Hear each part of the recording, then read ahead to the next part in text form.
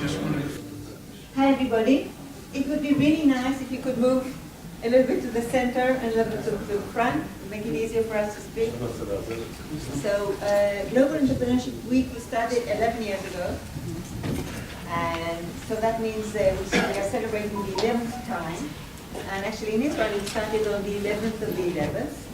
And we had an event that started at 11/11. And when they asked me to join the board 11 years ago, 10 years ago, I told the organizers, the founders of this organization, that in Israel we don't really need to promote entrepreneurship. There's so much entrepreneurship already taking place. And then if I join the board, this would be in order to promote entrepreneurship in the social progress program. And in fact, this is what we are doing. We are focusing on the social periphery. So we are holding events in the center. We've got stuff going on in the social periphery. Tomorrow we have a very interesting event in which Ari Reutemann will speak at the Kamatech organization to a radio audience. This morning Jeff Hoffman went all the way to Yarka, starting at 6 o'clock in the morning in order to be there at 8:10, and he spoke to the best high school in Israel that happens to be in Yarka. It's a regional high school. Thank you. It's a regional high school that in which they pick the best. It's focused on science and leadership, and apparently they had a great time. I'm going to be taking Armando Terry there tomorrow morning. We have 5 or 6 events in two schools.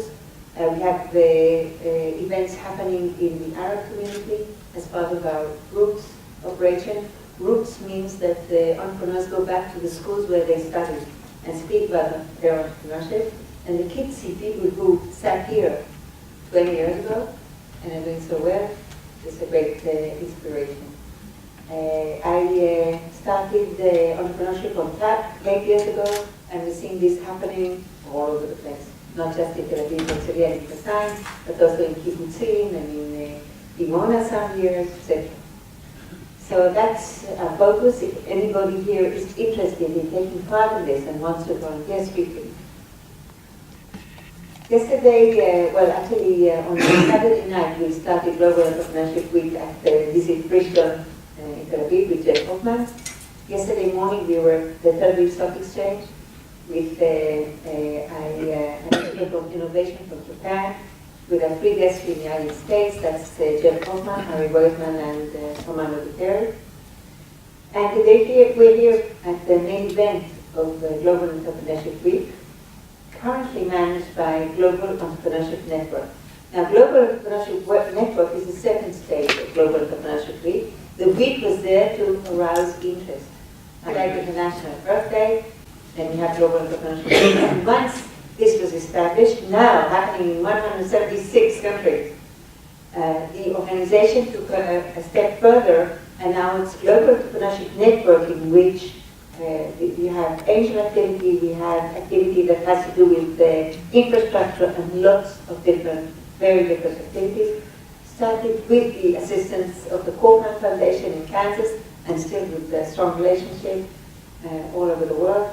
It's very obvious that we're seeing more entrepreneurship happening in places like Africa and South America, but we're also seeing more entrepreneurship happening in Europe, Eastern Europe and Western Europe. And I think this probably has to do with the fact that in 2008 we had a global crisis and a lot of people lost their jobs, and a lot of economies understood that the best way to deal with the jobs problem and the unemployment was to create new ventures. Now, all the statistics speaks about new ventures providing a lot of jobs and a lot of innovation. We know that, and we salute entrepreneurs. So thank you all for coming here. This event is hosting 3 American entrepreneurs and 3 Israeli entrepreneurs. And the first one is Jeff Hoffman, who was one of the founders of Priceline, what we know as Booking.com. Ubit, an investor at Legend something. Can't remember the number. A producer who produced films and music, not a dull moment. Jeff Hoffman. I'm just going to cover 3 points today. And by the way, I will mention what we talked about yesterday. I'm on the Global Advisory Board for Global Entrepreneurship Network for GEN, which is now a network of entrepreneurial ecosystems in 176 countries. I was particularly proud that we opened it right here in Israel. So out of all those places in the world, I came here and we did the first opening, literally, she rang a gong, before we pushed the button at the stock exchange to launch Global Entrepreneurship Week around the world. So I'm happy to be here in Israel to do that. So I want to just do 3 things, but I'm really responding to what it says, Part A, the life of an entrepreneur. So I just want to share 3 stories with you, and I'll go fast because I think you want to get you guys to the meat of this. I'm going to talk about attitude for entrepreneurship, and then I'm going to talk about, the second piece is about balance a little bit, fitting all the pieces of the life of an entrepreneur, and then the third piece, I'm going to talk about focus and efficiency. So I'm just going to share 3 stories that all have to do with the life of being an entrepreneur. I've been doing that. I had one job as an engineer for a short period of time. It did not go well. Big corporations did not like me any more than I liked them. Actually, it turns out, for some reason, big companies fail to value sarcasm the same way I do. I don't know how that is, but it did not go well for me. I quit early in my career, and I've been building companies ever since. But I want to talk about attitude, and I'll tell you why. I spent today with students. We were at the school all day. Yesterday, we had students from all over the periphery, right, from all over Israel, that we spent time with, and we did round tables. And I've had a lot of one-on-one time with students from all over Israel in the last couple of days.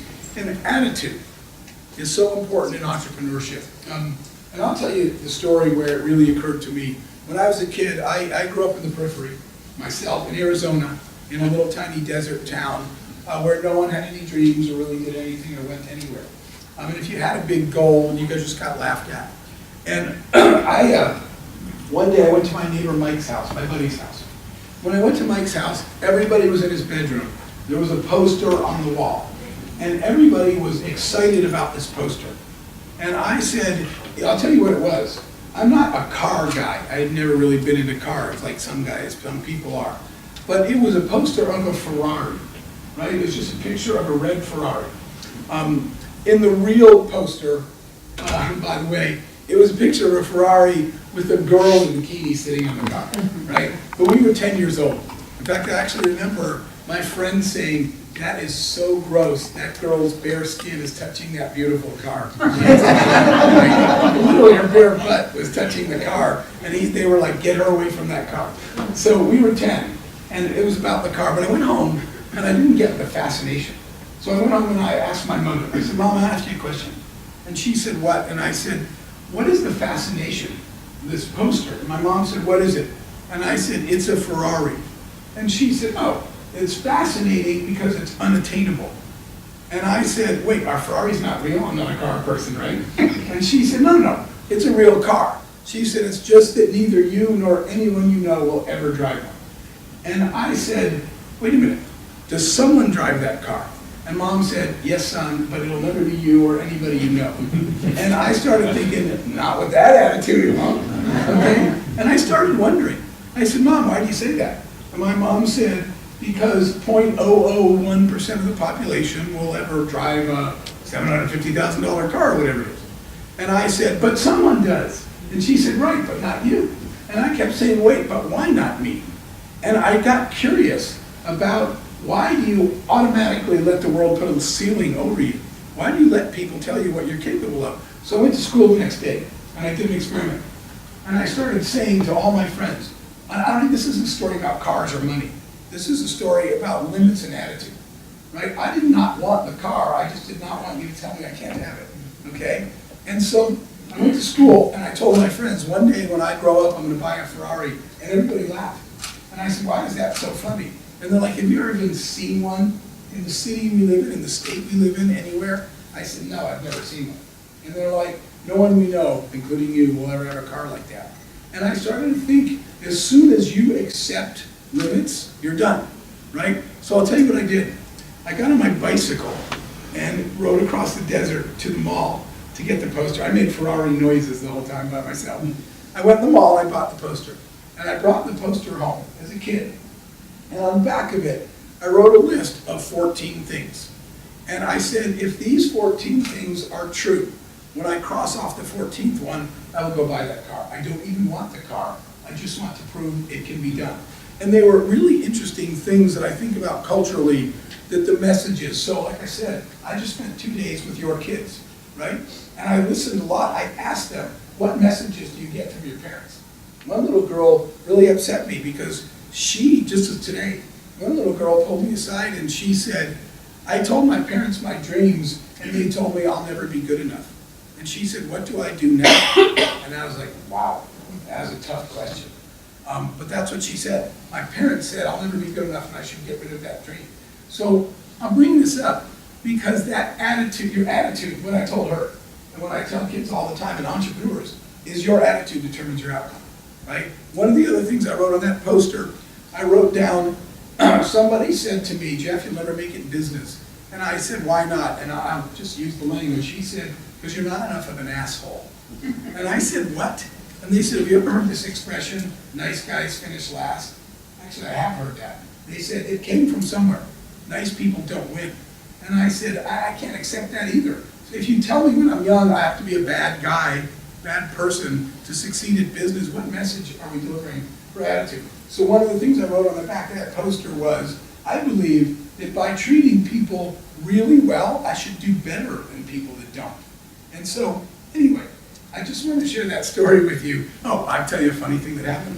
When I was 17 or 18 in high school, I was going to football practice, and I was in my closet looking for something. And that poster fell down. And my mom came and she said, son, you gotta go, you'll be late for practice. And I picked the poster up and I unrolled it. I was looking at it. And I'm looking at it, my mom said, oh, I see you found that car again. And I was looking at it, but now I'm 18. And I said, wait a minute, what car? I said, I finally found the girl. And I said, why didn't you show me that before? And my mom said, son, and I said, what? And she pointed to the beautiful girl and she said, you'll never get one of those. And I said, geez, thanks, Mom. And as we were walking out, I said, can I ask you one more question? She said, what? And I said, what if I drove a Ferrari? She said, fine, that girl would probably show up. Right? And I said, thank you for telling me how the world works. Attitude is everything. I never believed that I couldn't be somebody to buy that car. And it worries me all the time. Now, I've got a lot of good attitudes. I was very energized today talking to those kids. But I just want you to think about it. Entrepreneurs are created by feeding people with the attitude of I can. Taking the limit off and saying who knows what you can do until you can try. And I think because I have that attitude, that's how we were able to do it. Now I'm going to tell you a second story about life. And when we talk about the life of an entrepreneur, because you know what question I get the most? Not from kids, from you guys. When I go speak to entrepreneurs around the world, and I have been in, I think this is the 12th country in 20 days, I made a commitment to trying to mentor as many entrepreneurs as I can or share anything that we've learned along the way, building some of those companies. But one of the questions I get the most, and all of you will know this one, is about relationships. I'm going in to mentor people about business, and they say, my wife is really upset at me because I work all the time and I'm not making money and my stupid idea is going to make us broke. What should I tell them? Okay? I get this one all the time. The relationship. The significant others in an entrepreneur's life are never quite as understanding as you want. And so it made me think about balance. And I want to share a concept with you guys called resonant frequency. And here's what happened. Later on, when I crossed off that 14th thing, I did go buy that car. And I'm not a car guy, I'm not a money guy. I can't pretend it's not fun to drive, it is. Some days I take the car out driving. So one day I took the car out and it was 5 a.m. on a Sunday morning. And I was in the southern part of the United States. And there was not a car on the road. In the south, no one gets up in the morning on a Sunday. And there was no cars out. And I decided to push it a little bit. So I started accelerating the car. It has a racing mode. It's a racing Ferrari. I put it in racing mode and I started driving. And I got to 80 miles an hour, 90 miles an hour, 100. And I got to 110. Now, one thing I didn't tell you is the car is really loud. It's literally air-inducted engines, and it spins down like a jet, and it makes so much noise. So I was driving this really loud car at 100 miles an hour, at 110, at 120. When I hit 130 miles an hour, the car went dead silent. And I thought to myself, oh my God, I worked my whole life for this car, and I just broke it. Dead silent. And I was like, what happened? What did I do? It was weird. And so I kept accelerating, and I went to 140, and it got noisy again, just for the heck of it. I got to about 170 miles an hour, and then I got scared. So that's the fastest I've ever driven on a highway. I passed a car going 60 when I was going 170, and he changed lanes right in front of me because he didn't even see me. And I was like, okay, I'm done. Right? I don't want to do that again. Anyway, I get home, and I call the Ferrari dealer. And I said, can I ask you a question? And he said, yeah. And I said, when I got to 130 miles an hour, my car went dead silent. What happened? And he said, oh, I can explain that. And I said, what? And he said, the car hit its resonant frequency. I said, what does that mean? He said, we designed that car to run at 130 miles an hour. That's the cruising speed. He said, when you hit 130 miles an hour, every bolt, nut, gear, every piece of that car is in perfect harmony. He said, that car was designed to be at 130, you made it happy, right? He said, perfect harmony. Everything's in tune and everything's exactly how it's supposed to be. He said, that's called resonant frequency. And I hung up the phone and I said, what's mine? What is my resonant frequency? And I got stuck on this concept. What is the combination of all the things in my life that would make me say, okay, everything's going really well right now? And so ever since then, one of the things I share with entrepreneurs is I make them take out a sheet of paper and we write down all the gears in your engine. That means the variables in your quality of life equation. So for example, one of them is your relationship. If you're married or whatever, your significant other. Your relationships with your family, with your parents, relationships with your friends, your financial condition and health, your mental health, your physical health, your spiritual health. Each of these are things that as they get out of sync with the rest of your life, they decrease your performance, right? And your engine gets louder and noisier and it's not running really well. So now what I do is I write all those things down, and this is what I ask entrepreneurs to do. And what we do is we try to figure out what things do you have to get right in your life to hit your own resonant frequency. And so the first time I did this, some guy said, I already know I have to make up with my father. He said, we've had this deep resentment, anger, this issue we never resolved, and we're friendlies, my dad, but I have to fix this. I have to find my father, and for once and for all, we gotta solve this problem. And when he did, he came back and he said, now I'm at 110 miles an hour, right? He said, balancing that piece in my life. So I just want to share the concept of resonant frequency, because one thing's for sure, you'll never get your life in balance if you're not looking at all the parts individually.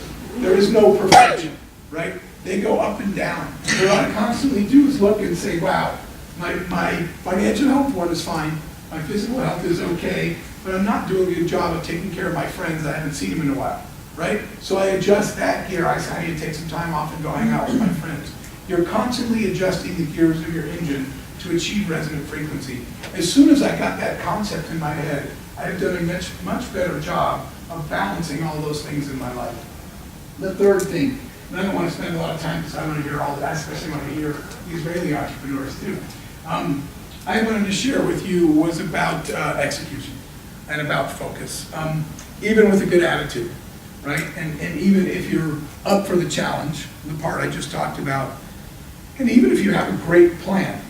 I have a big sign on my door, my office. It says, your ideas are welcome here, but execution is worshipped, right? We welcome ideas, we worship execution. Everybody has an idea, nobody executes. And people say to me a lot, aren't you afraid to tell people your idea? And I said, no, because they're not going to do it anyway, right? Everybody has intent, and then it turns out it's hard, and it's hot outside, and you're kind of tired, and there's a game on, and people just don't. And so part of what I share with people is the difference between really successful entrepreneurs and everybody else is not that they were smarter than you, or had more money, or had any other advantage. They simply executed. I literally know a multi-billionaire, I will not say his name, in the United States. You all actually know him. You use his products. He's a multi-billionaire. And one day, after I spent time with him, I said, excuse, I don't mean this the way I'm going to say it. I said, oh my God, if that moron can do that, anybody can. You know what? There's a show in the U.S. called Are You Smarter Than a Fifth Grader? And he's not, okay? And yet he's a multi-billionaire. I have massive respect for him. What he did was he executed while everybody else was talking. And what he did was he focused on what had to get done and prioritized it. And he wasn't the smartest person in the room. He was the one that did something while everybody else was still talking. And so I'll just share one last thing with sort of how you get there. I'll make this quick. I was talking to, this is where I really learned about how to focus your execution and focus your life and your priorities. I was giving a talk, and the guy that I know named Jim, this guy is in the flower business. He used to have a little flower shop in New York. And there are 25,000 florists in the United States. He was about number 24,000, a little tiny shop. Today, he is the #1 volume seller of flowers on planet Earth. His company is called 800 Flowers.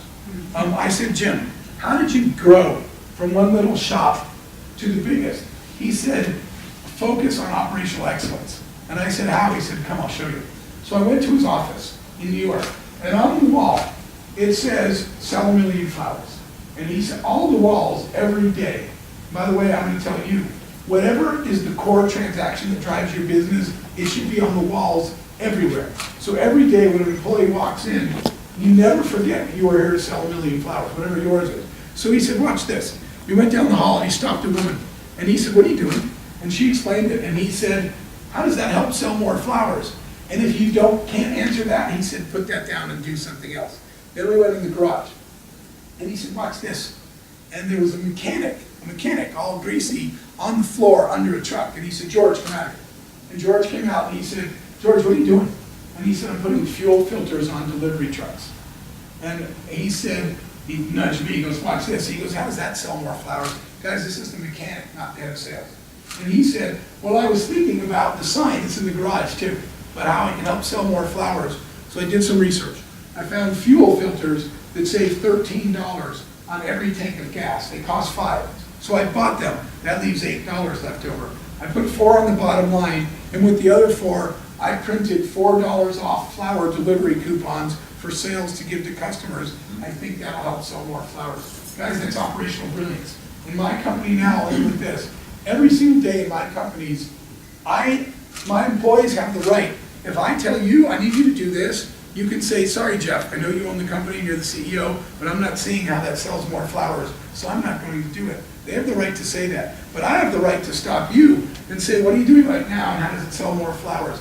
Everything we do every single day, we constantly ask that question. Our operational efficiency wound up being at an all-time high, and our companies scale because we don't waste any time doing anything that isn't focused on execution. So I just wanted to share a few thoughts with you. I just picked those 3, but I'll get out of the way because I'm excited to hear these guys. Thank you very much. Thank you, Jeff. And our next speaker is Ari Reutemann. Ari Reutemann started his company in Israel, then took it over to Silicon Valley. And he started off with a software company, which ended up as a hardware company collaborating with Apple. And Ari will speak about why and the challenges. Thank you, Ari. Raise your hand if you are an entrepreneur. Okay. Raise your hand if you've raised $100,000. Raise your hand if you've raised $1 million. Raise your hand if you raised $10 million. Raise your hand if you raised $50 million. Keep going. Raise your hand. I got all night. Okay.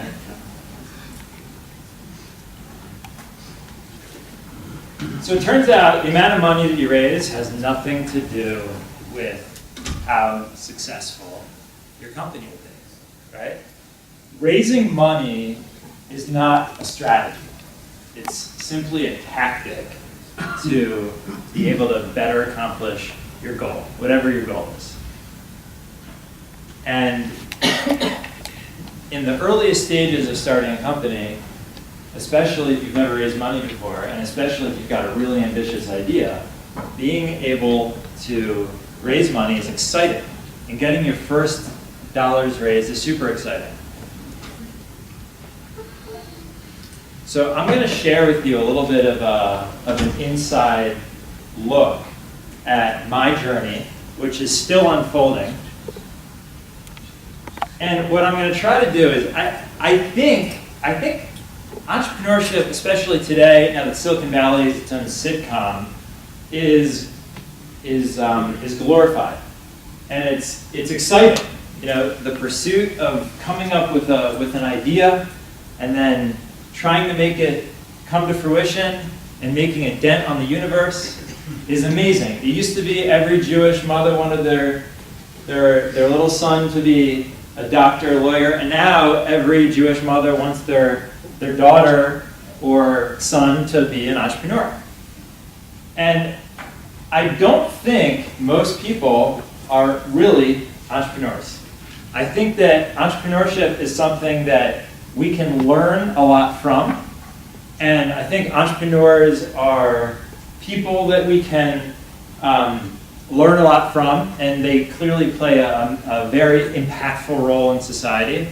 But practically, I believe an entrepreneur is really more born than he is, or he or she is bred. And if one's going to be really honest with themselves, I think it's really important to do a serious gut check and see if this is really who you are.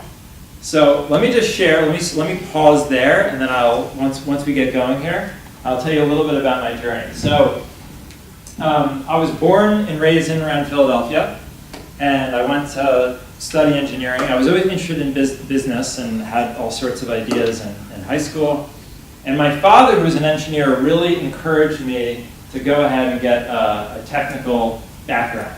He said, you know, you'll be able to do a lot more in business if you actually understand how things work.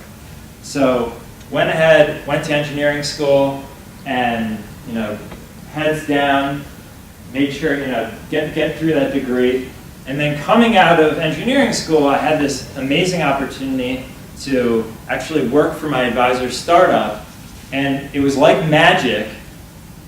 Went to work for this it was a nanotech company, and there was a nanoparticle reactor that at one point had worked, but then the company ran out of money, and then I was hired to try to make this thing come to life and get it producing, we were producing the world's highest quality, highest surface area tantalum nanopowder, which is used to make capacitors.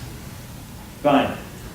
To make a long story short, 15 months, we mission accomplished, we got that thing humming, we produced kilograms of this nanopowder, and we got the company acquired. And so that was my first job. And that was magical. It was nothing short of magical. Go back to graduate school, and my advisor, same individual, basically gives me a startup within the university. And now my job is to design this whole combustion facility and figure out smarter ways of burning coal. So I'm literally in graduate school, getting paid to go to school, and playing with fire. And figuring out some new things about how to create flames that are going to have this huge impact on society through this incredible carbon capture and sequestration technology, which I still think hasn't happened. Anyway, as I'm finishing graduate school, the research goes well. I defend my thesis. 2 sleepless nights in a row, and I literally go in on 55 hours without any sleep, walk in there, defend my thesis, and then the next day I'm out on a plane, and because I've already started my own company, and I'm doing consulting work for the startup that had won the competition that year at the university. I think we're going to do this without slides. It's all good. Fine.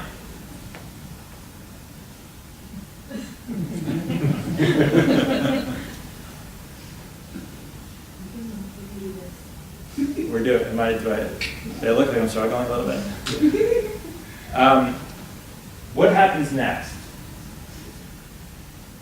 The university starts this international research consortium, $12 million from industry and from a whole syndicate of academic partners. And before I know it, I'm in Hong Kong presenting research. At this point, I decided I'm going to move to Israel. And I spend some time, I become more and more interested in learning how to learn and tapping into our incredible tradition and all the knowledge which is buried in these books written in cryptic Aramaic. And I jump into the yeshiva, and I learn how to learn. And while I'm at yeshiva, I end up starting 3 or 4 more companies and bootstrap them to profitability, get married, and then, all of a sudden I feel like, I start, and then the next thing we did, we introduced the wash and wear shirt to the Israeli market. It's like a 100% cotton shirt that you take out of the dryer and you don't have to iron it. And voila, it looks like it was freshly pressed. Okay. And then I decide, you know what? I'm going to change the way people communicate. I want to make a dent on the universe. I just moved to Israel. It's really hard to keep in touch with my closest friends and family. And we decided that we're gonna actually create a better way to communicate. And so we invented instant video messaging. So kind of all the benefits of sending a text message. No one needs to answer. Whenever you want, you send a message, and the recipient can watch whenever they want, right? If they're there, they watch live. If not, they watch later. And it's so fast, it's like a video call that you can chat back and forth, right? So it's a video walkie-talkie. Fine. So that's pretty compelling. And the application that we built, still, it's amazing. It's incredibly fast. It's like magic. And at the time, all of the major publications, the New York Times, the Wall Street Journal, Forbes, they're calling us, this is going to be the next big thing. And we raised lots and lots of money, $30, $40 million. And then things start, we don't grow as fast as we would have liked. And I have to go through some really, really challenging times. At the peak, the company's 80 people, first round of layoffs. Raise your hand if you've ever laid anybody off. Right? Super hard. I've never done that before. I never thought I was going to need to do that, right? Because this is the big dream. And I was so fortunate that I'd never really failed, right? And so now I'm dealing with really, really, really hard stuff. And I have a choice, right? I can either abandon ship and quit, or I can fight it out and make this work. Now, it just so happens that at some point in the journey here with the video messenger, I'd met one of the early engineers from the Apple Watch team. And he was enamored with the experience that we built. And he decides he's going to quit Apple and join me. And together we're going to build. We're going to invent a new type of a camera. We're going to invent the wrist camera. You remember in science fiction growing up, like with Inspector Gadget, James Bond, and you saw people communicating from their wrist, being able to just take a photo straight from the wrist and have a live video call straight from the wrist? It's crazy. What is it? Dick Tracy, right. So we decided we're going to do that. And that was extremely hard. But we've done it. I mean, the product is on my wrist. We still haven't brought it to market, but it's something we've been working on with Apple for the last few years. This journey is insane. And it forces you to constantly be digging deep within and to reevaluate and to assess and to learn. And what I've experienced is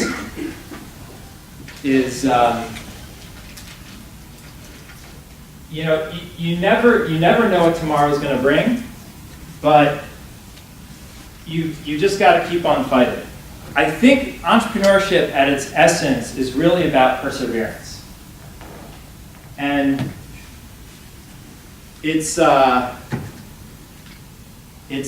not easy, and it's not for the faint of heart. The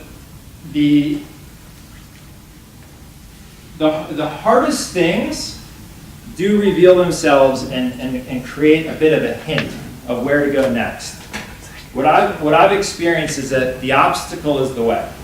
And so as a person faces challenges in their journey, and I think this clearly applies to one's personal life, and entrepreneurship is really just, I think, an extreme example of self-actualization.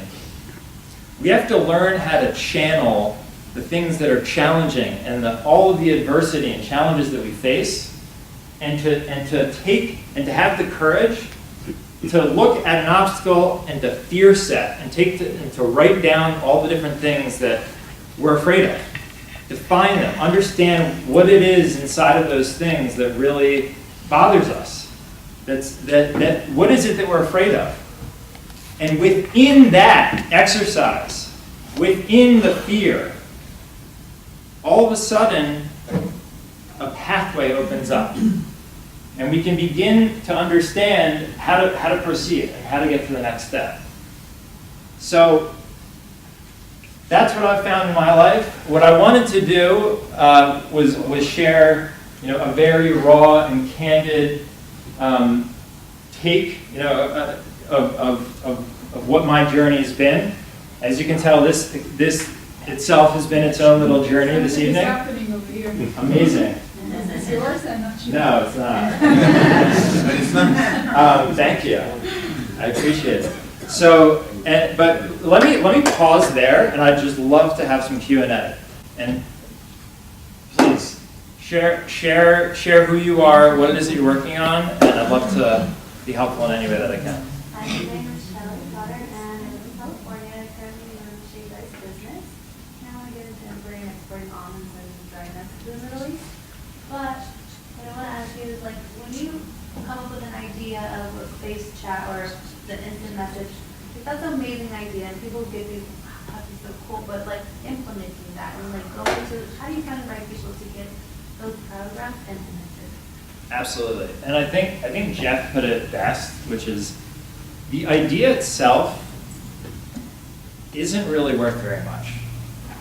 The only thing that really matters is how you're going to get from where you are to where you want to be, right? This is where I am, right? And I've got a vision of where I can be. Now, the only way to get from here to there is with a whole lot of challenge and a whole lot of pain and a whole lot of struggle and a whole lot of digging deep and finding the courage to go on and understanding what's the path forward. That's what I've experienced. So, ask me another question. Let's dig in. So who are the resources that you turn to first? So, the only thing you can do is take one step forward, right? And the only thing you can do is take stock of what your capabilities are and who your network is. At the end of the day, it's people that are making every decision, which is driving every organization forward. And so the relationships that you have in your life, both the strength of those relationships and who those people are, and what those people are responsible for, and what their experience is, that's what will ultimately shape your life, right? And that's absolutely true in the world of entrepreneurship, where people are investing their time and their reputations, and in some instances their money, into you. So you start with where you are, you work with what you have, and you need to learn as much as you possibly can. Right? And every conversation you have, and every time you go to an event, right? If there's someone who's on stage, that's even if it's 10,000 people, right? You go to the back door and you figure out how you're going to get in and sneak past and give them a demo, and then, right? It's all about getting outside of your comfort zone and having the courage and just going for it.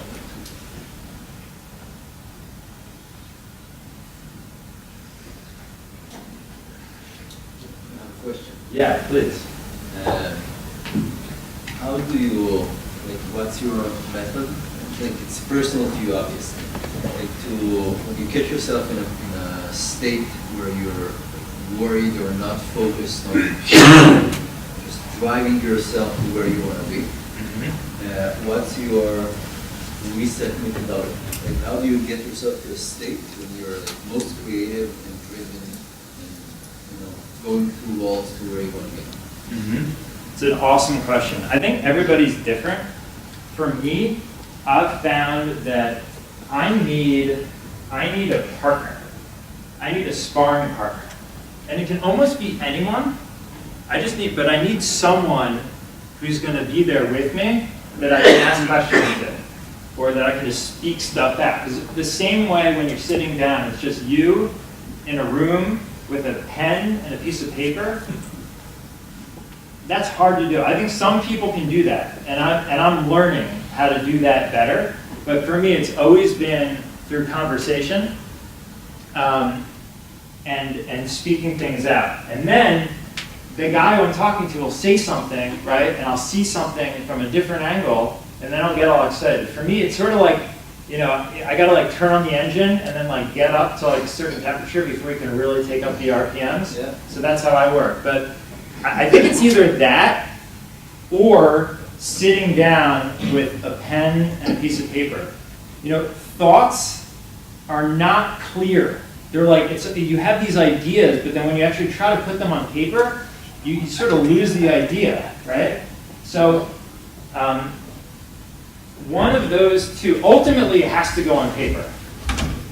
The question is, do you jump straight from whatever thoughts you had to trying to put it on paper, or is that in-between step of schmoozing it out with somebody, does that help you open up? But I think everybody's different. Oh my gosh. Just in time. It's my fault. It's my fault. It's at the last minute. Okay. How much more time do we have, Ayla? How much? It's 5 minutes? Okay. Great. Ask me another question. Don't be shy. Yes? Yeah, it sounds like that working with a coach as an entrepreneur may be beneficial. Have you had any experience with that, or do you know anything about entrepreneurs who work with coaching and what the benefits are?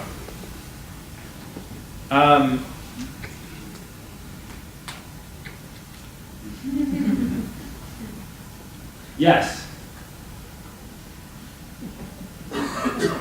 I think mentorship and good friends are essential in any growing person's life. And if you're not growing, then you're not growing, right? So I think coaching can be really helpful. I haven't really appointed a single coach, but I have various people that I consider mentors for different things on different levels, and I've always had mentors throughout my life. I think that you've got to be seeking mentorship everywhere you want to grow. Yes? Where did you go to find your funding?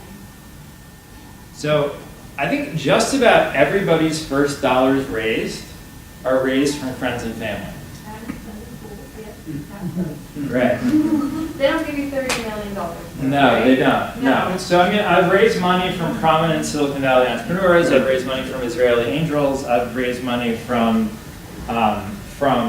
Japanese corporates. I've raised money from all different types of folks all throughout the world.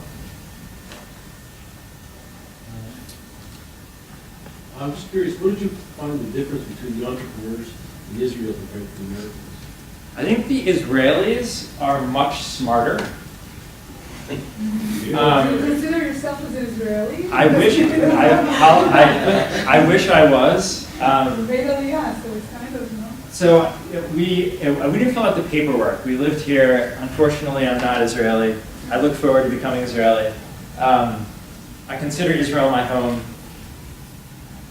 I mean, I think, look, I sat yesterday with a very successful entrepreneur who is raising his children, and right now he lives in Vietnam, and he's teaching his kids Hebrew. And he's telling me about, do you know how many Nobel Prize winners are Jewish? I didn't even know. I mean, it's a few hundred, right? 25%. 25%, right? So, not to get in, but there's obviously something special going on here with the Jewish people. So, the fact that you've got a country full of Jews is pretty unique. I think the Israeli entrepreneurs can be a bit too self-confident in certain areas.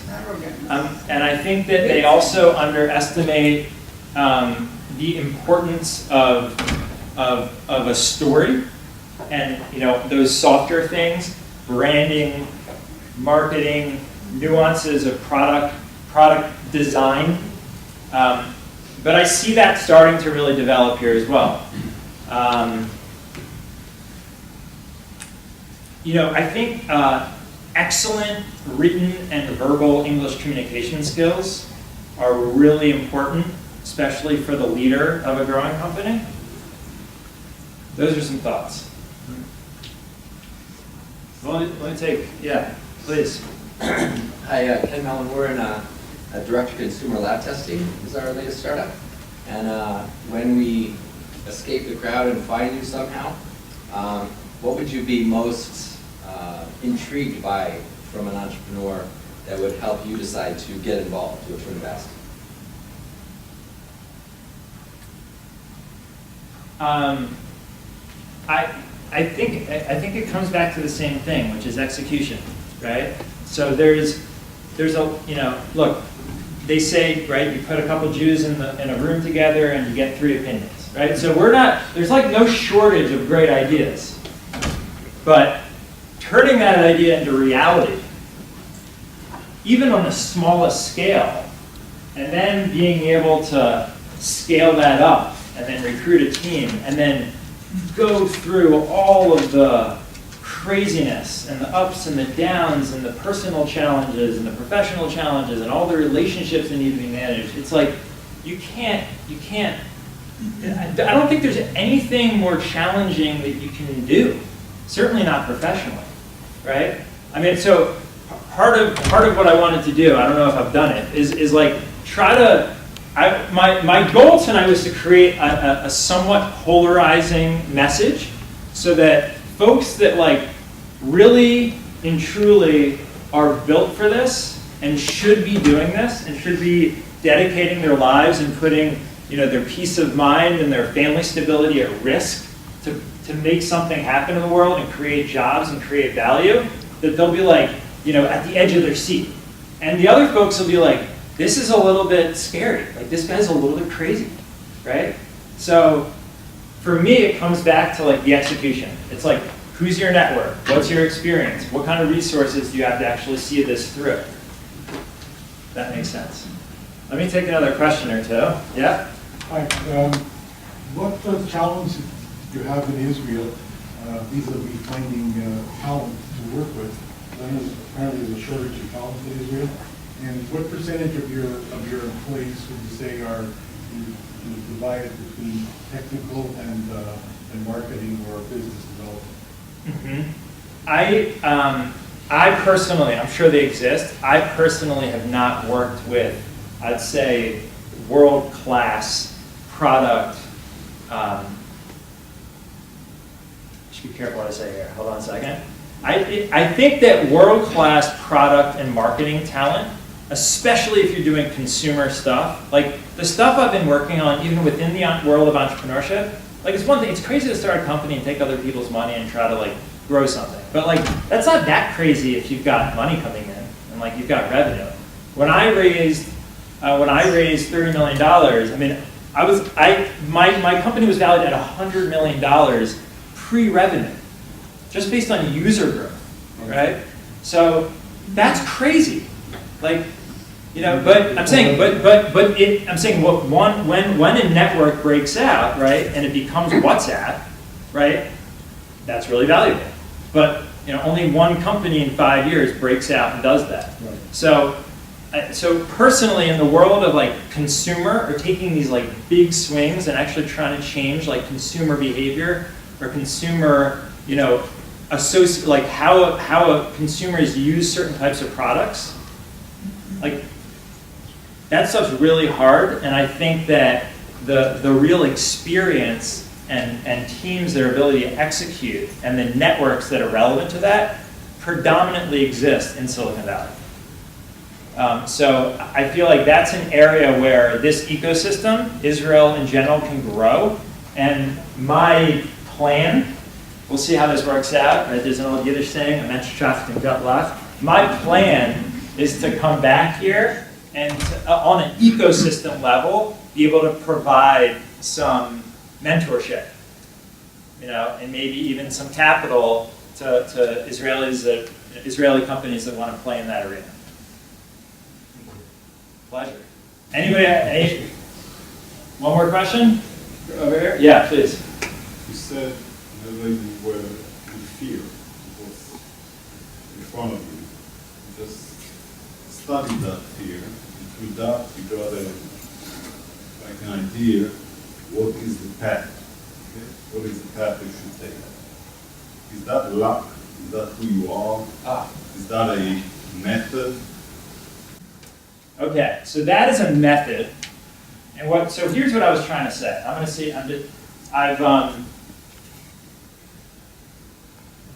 so to be very honest, if I take an honest look at myself and my journey, I feel like I was really, really lucky.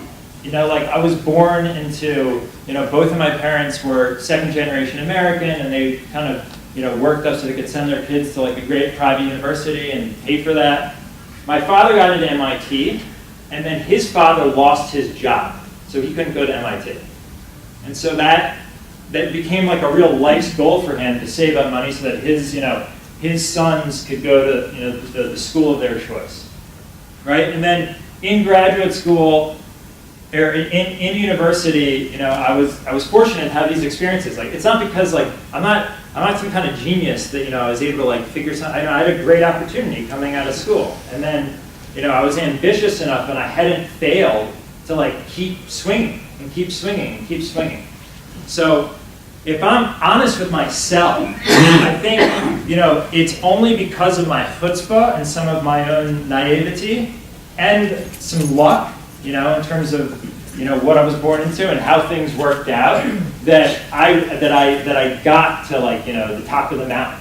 And, you know, it's funny because as soon as, I mean, Mark Andreessen and other entrepreneurs talk about this, it's like oftentimes when you see a guy like on a cover of the magazine, like behind the scenes, it's always like the opposite of what you think. It's like behind the scenes, like that guy is going through some stuff. So that's my comment with respect to the luck thing. On the other side, in terms of, you know, you asked, is that a method? It absolutely is a method. If you want to dig into this, there's a book by Ryan Holiday called The Obstacle is the Way. And this is absolutely a method. And it's basically, you know, Tim Ferriss talks about this too. It's called fear setting. And you really you have to be radically honest with yourself, and then start to get the people in your midst comfortable and expressive about being radically honest about you as well, you know, with the people that you're living with. And then, you know, humble yourself so that you can actually start to really take in a lot of objective and critical feedback that you're trying to pull out of folks. But you know, I think this is absolutely a method, and I believe it's not just a method. It is probably one of the less spoken about elements of the critical path to really actualizing oneself and seeing any sort of a challenging vision through to fruition.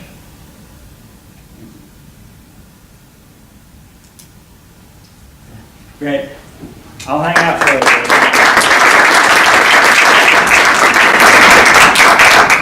Thank you so much, Ari. I find it extremely interesting that growth lectures of Jeff and Ari were so personal and focused on the challenges, on the personal challenges that we need to, and on the way that these entrepreneurs took in order to get to where they are now.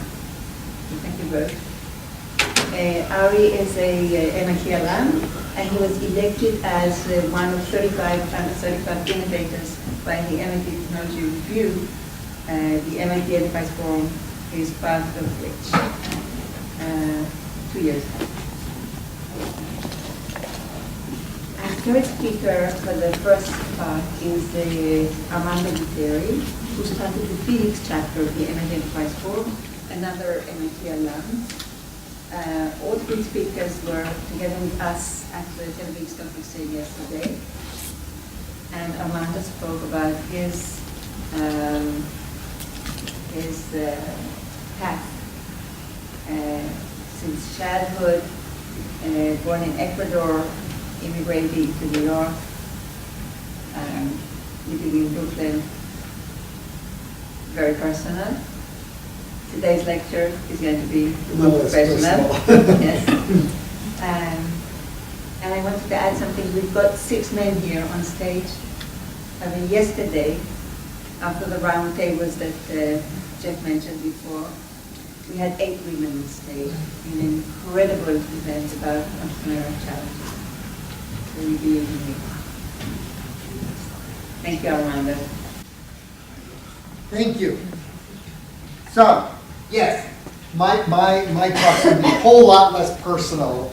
It's going to be a little bit more practical about raising money. When you take your start, you go to the US, how do you raise money? It's really changed, even over the last 2-3 years, it's really changed. However, I am going to add something personal. You heard a lot already about what it takes to be a successful entrepreneur. I'm actually going to tell you guys the real secret. Everybody take out your notebooks right here.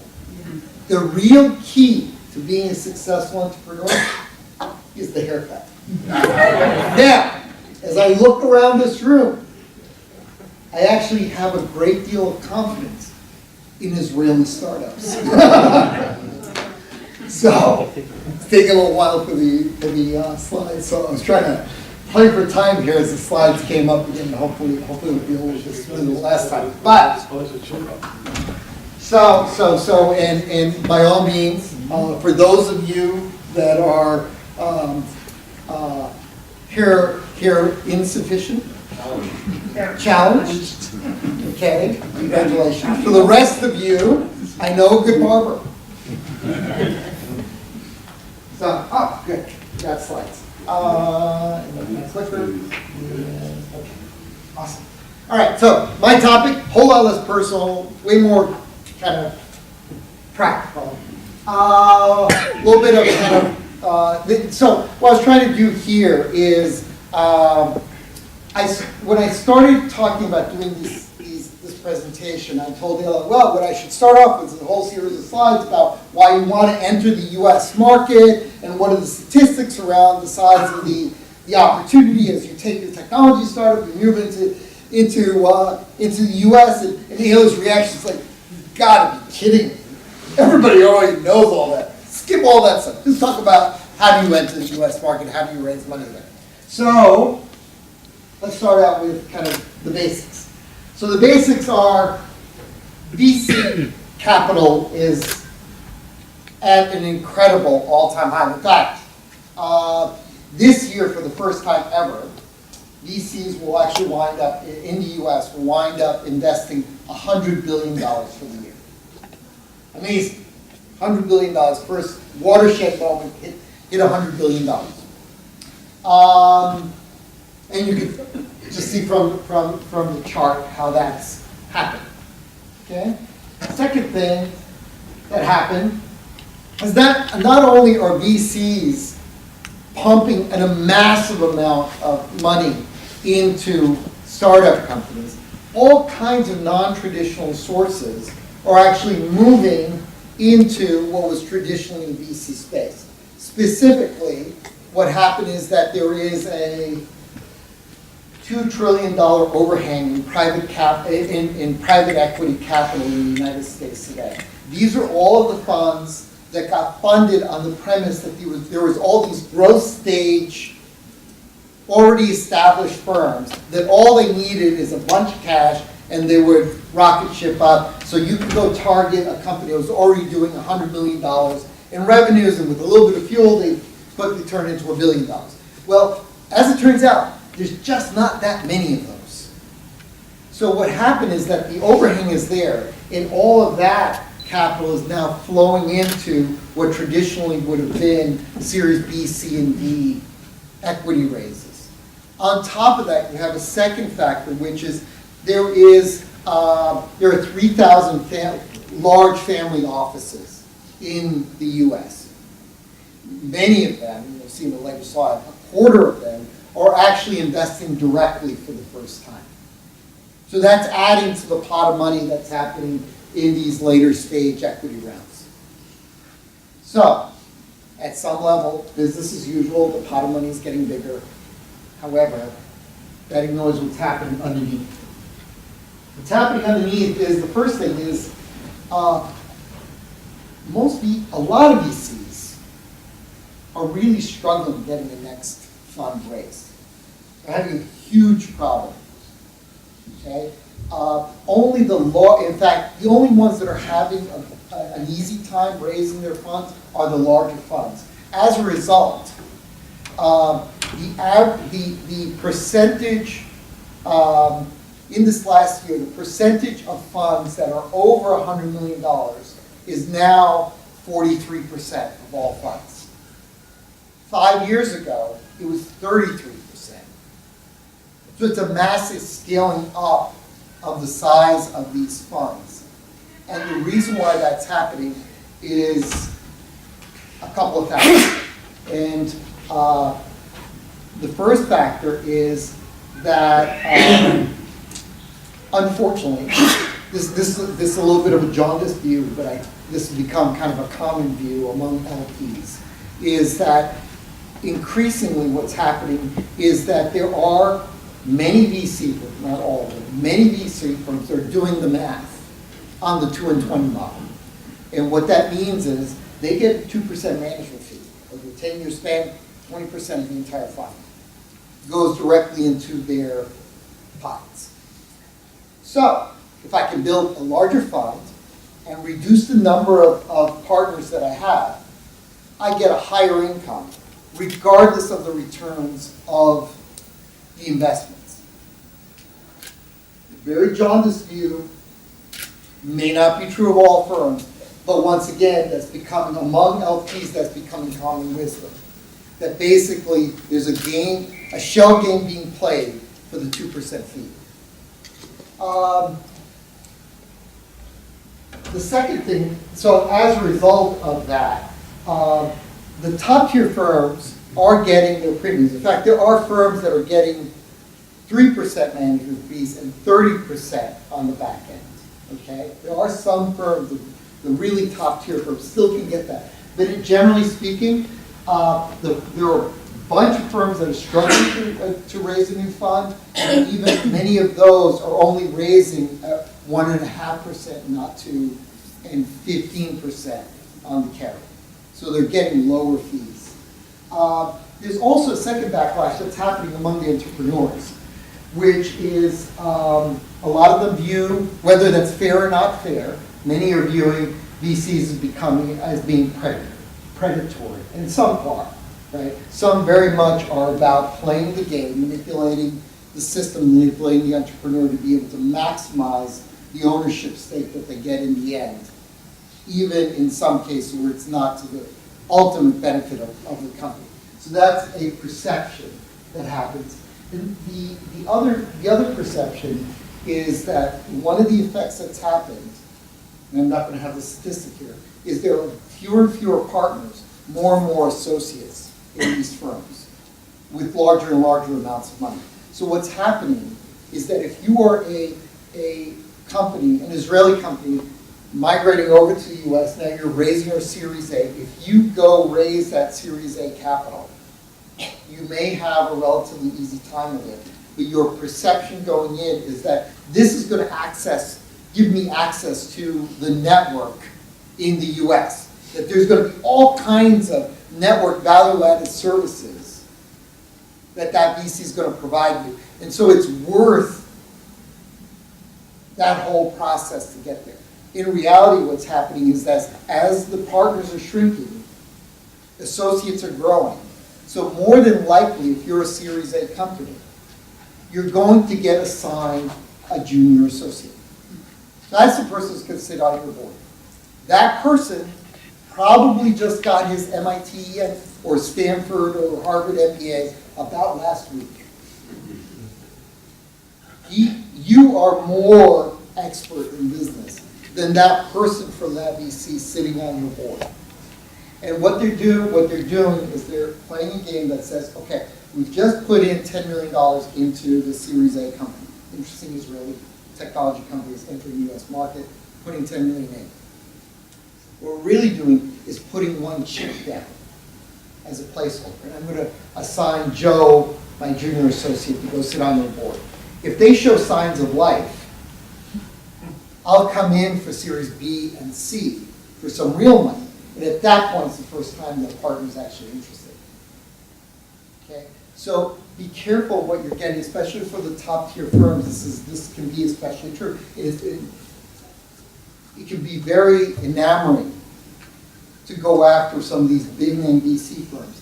In many cases, especially as you're moving into the US where you're not expert about the US market, you want more value added in your investors, you may actually be better off going to a tier B firm that is specialized in your particular technology or market area that's going to be more, the partners are going to be more directly interested in what you're trying to do. And you can wait. Kleiner and Sequoia can come in later. They can come in Series B, they can come in Series C. They still will, right?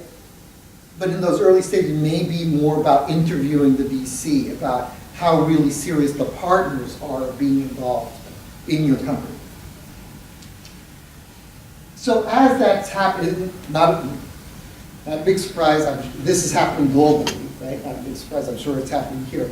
Because of all those trends, early stage investing, Series A, even kind of pre-Series A investing from VCs has collapsed globally. It essentially doesn't happen. In fact, there are barely Series A investors in Silicon Valley, right? You can see the chart of how dramatic. And it was because of all those other trends that I've already listed off. So that's opened up a huge void, and this huge void has been happening over a number of years.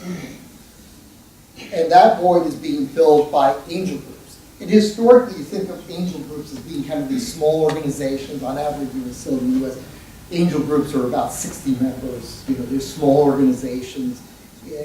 They're writing smaller checks, $50,000, whatever, right? That's really changing as the whole early stage investing is collapsed in the US. Angel groups are filling the void.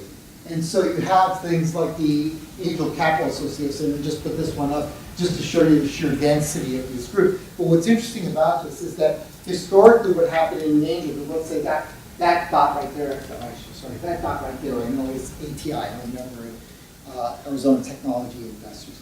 So ATI historically only invested in Phoenix startups. And typically they were doing about $200,000 to $300,000 in investment.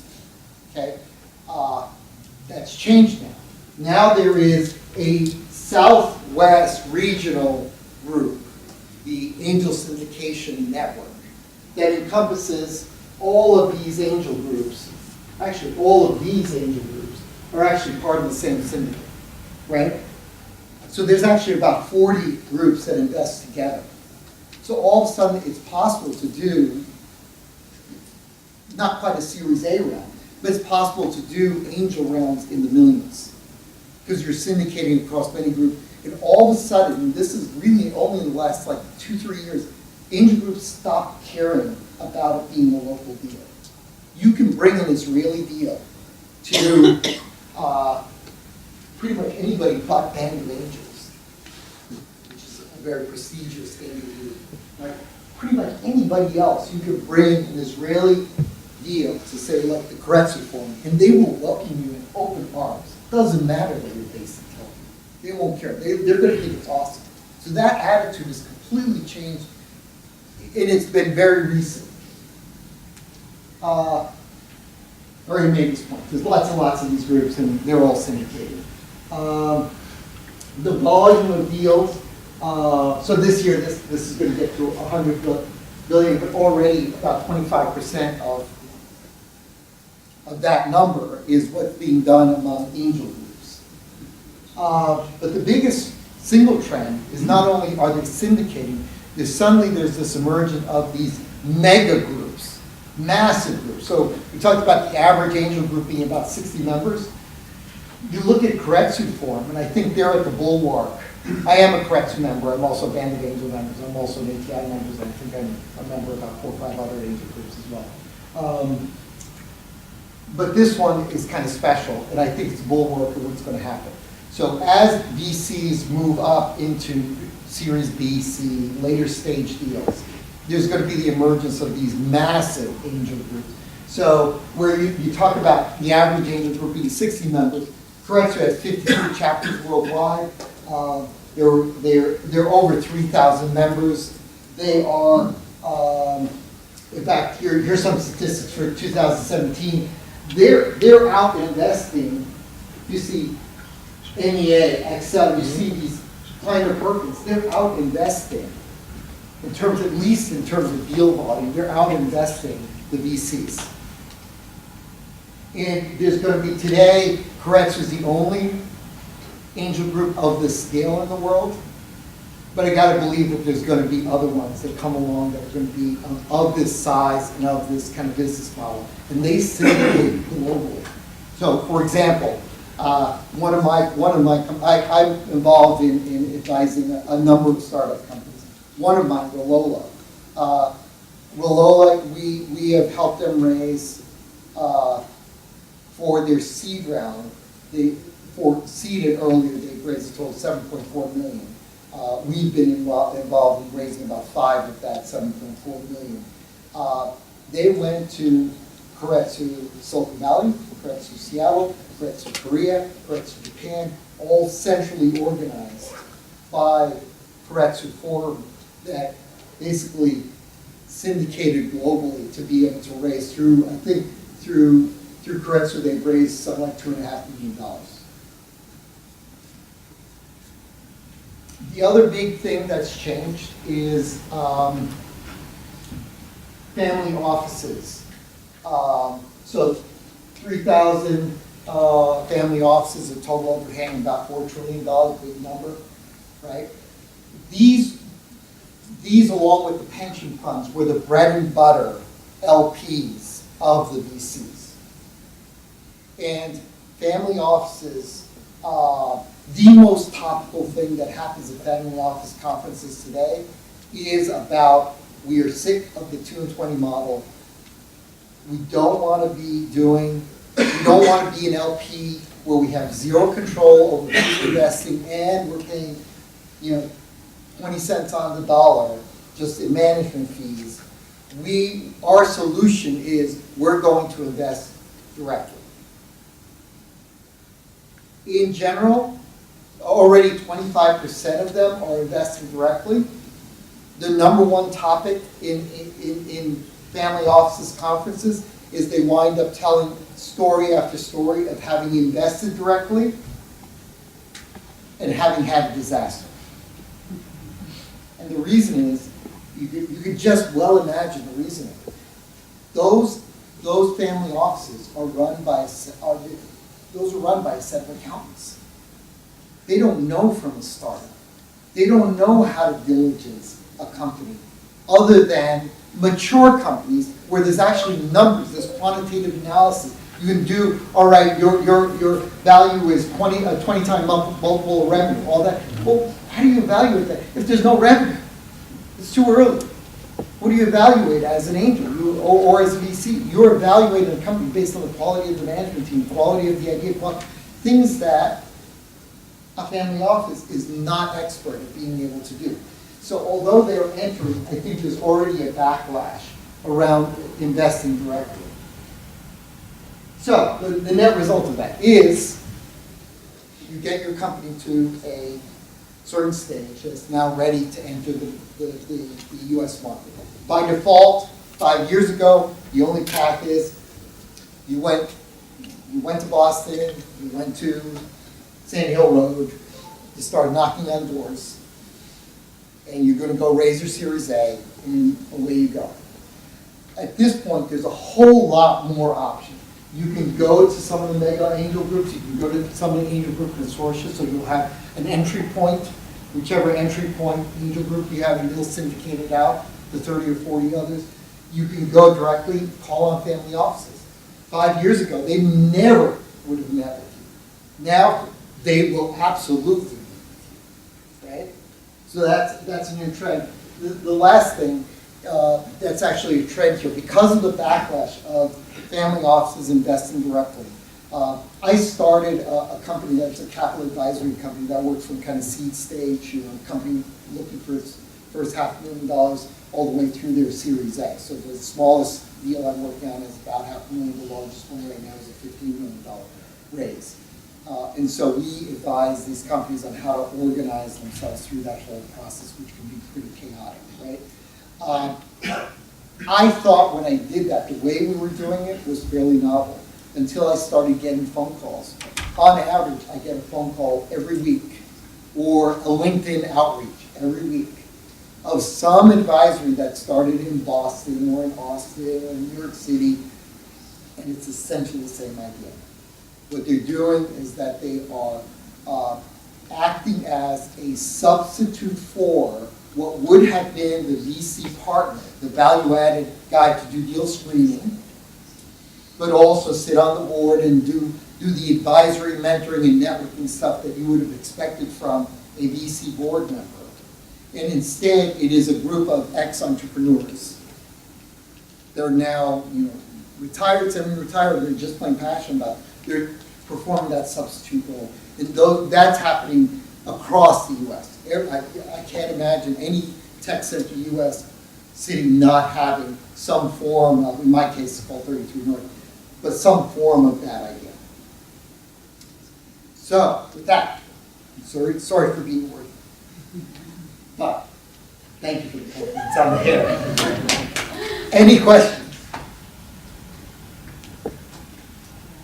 Can you talk about the changes with term sheets? Oh,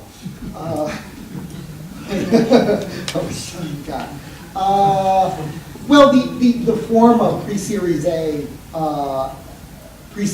investments have. So this is an interesting dichotomy. This is good statistic for you.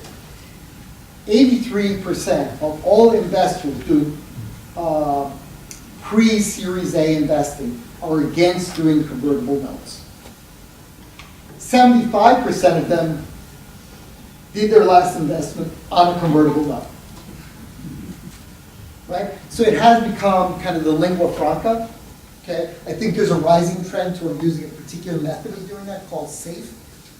I think that's a terrible idea. It's an awful idea for the investors. I don't know who came up with it. It certainly wasn't anybody that was on the angel side of the equation. But in general, what's happening with term sheets is that they start looking more and more of them look like pre-Series A, more and more of them look like convertible notes. More and more of them will have some kind of sweetener or preference, right? There's a dozen different ways to do sweeteners and preference. And in all cases, they will have, should all have caps. So that's really how you're creating the preference. So for example, one deal that we're working on right now is a company that's probably 6 months away from being able to be ready for a Series A, a larger Series A round. And they're currently raising $2 million on a convertible note with a $15 million cap. There is no question in my mind that when that round prices at a Series A, or that company prices a Series A, they're going to be at about 50 million at least, right? So it's a massive preference that got capped at 50. In terms of once you get to Series A and how those term sheets are evolving, it's the same set of tools that everybody's already had. It's liquidity preferences, it's, warrant coverages, it's performance-based metrics where they get some kind of clawback, all the usual set of tools that VCs have used, are being used. I'd like to follow up on a comment you made earlier about the Arizona-based angel club. And you mentioned that they like to invest in local businesses. And They used to. Yeah, They and I used think to. it's pretty common, pretty natural sentiment. I'd like to invest in places where I'm familiar with. To what extent these groups that you mentioned would actually invest in companies across the pond here in Israel with the camels, and they will actually be willing to do that? They all invest internationally. Oh, sorry. They all invest nationally with very few exceptions. The only ones that are exceptions that I know about, the only ones that are exceptions are in the ones that are really the arrogant tech centers. So there's a couple of angel groups in Boston that will not invest outside of Boston. There were 2 angel groups in the Bay Area that will not invest outside of the Bay Area. That's Sandhill Angels and Band of Angels. But the biggest one is actually Kretzer Forum. Kretzer Forum does international. And Kretzer Forum would take an Israeli deal all day long. They would love that. In fact, what they would do is that they would invest in an Israeli deal, and the very next day, the founder would be flying over here to get a Kretzer Forum chapter formed in Tel Aviv. That would be the very first move he made, right? So, no, there are plenty of angel groups that would love to do international deals. Even ATI, little ATI, which is very small, they're already doing deals in Canada. So actually, the managing director is a good friend of mine, Jim Golka, at the last ATI meeting, said, we're now an international organization. Will Hell Angels give money to Israeli camels, or they prefer motorcycles? Who? Oh, Hell's Angels. Hell's Angels. Hell's Angels. Not Hell. Hell Angels. How are you seeing deal sizes change at the different series? Yeah, actually, that is a good point. The other thing that's happened with the advent of the kind of the VC mega funds, the other reason why they're becoming mega funds is all of a sudden there are $1 billion capital, single event capitalization. That never happened. I think 8 got done last year, where the round was over $1 billion, right? So you have to have enough money, you have to have enough dry powder to be able to participate at that level. So as the VC deals have gotten much bigger on average, including these $1 billion rounds, right? So the general trend is they move later stage, the deal size has gotten a lot bigger. But I'm saying in particular, I'm curious if you could speak to, where maybe 5 years ago, a traditional Series A in the States was $10 million, or a traditional Series B was 15 and 20 million, and so forth. How have you seen those actually shift? Let's focus on seed A, B. Well, I don't know. I don't know that I have a good handle on that. I do know that one of the companies I'm doing right now is at the $15 million Series A, and I have yet to have a VC believe that. Whereas when I was raising money for my own companies, I didn't know of anybody that was doing $15 million for a Series A.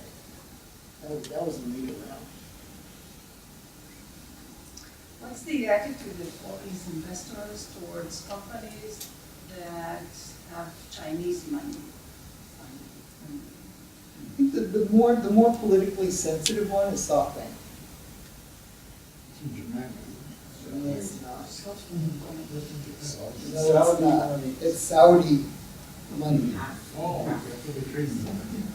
The big money, the big money in Silicon Valley right now is SoftBank, which is all Saudi money. And so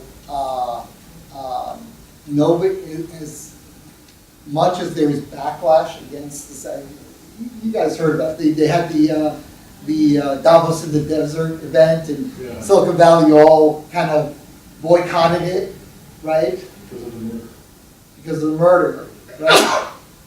Did any of those companies return any of that money? Sure. All of them, yeah, they sent those checks right back. So, so I think the one that's currently more politically charged is SoftBank.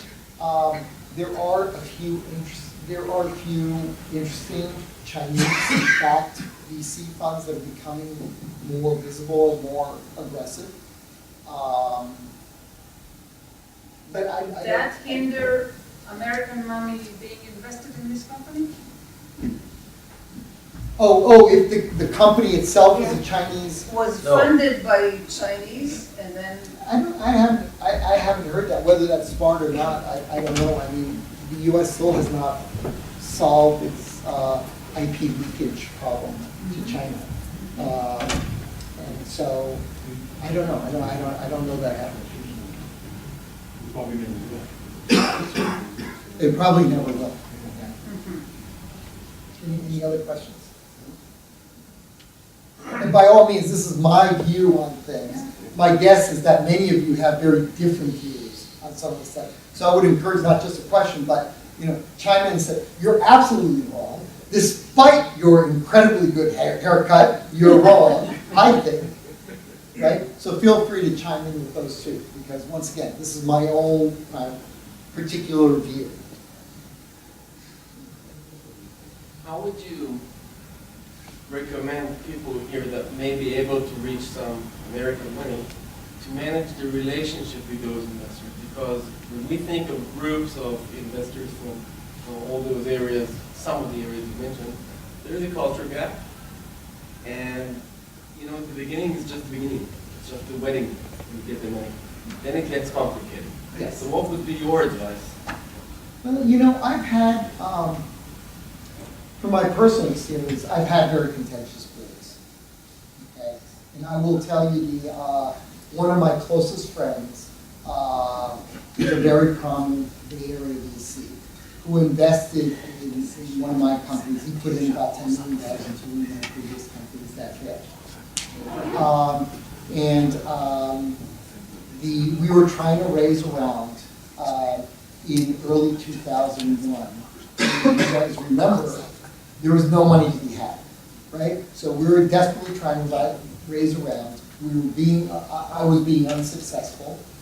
So the board called in all of the, not only did the board show up, all the VCs showed up, but all of their LPs showed up to this extended board meeting. So there was like 30, 40 people in the room, okay? And essentially, it was them taking turns, it was me and my closest friend, who were the two founders. They were taking turns explaining to us how really stupid the two of us were. Right? And they could not say it more personally or louder, as they're getting more and more emotional. Like, you guys are such idiots, right? You can imagine the emotions of that room. And that Bay Area VC, all of a sudden, he slammed his fist down on the table. He said, "Everybody quiet for a minute.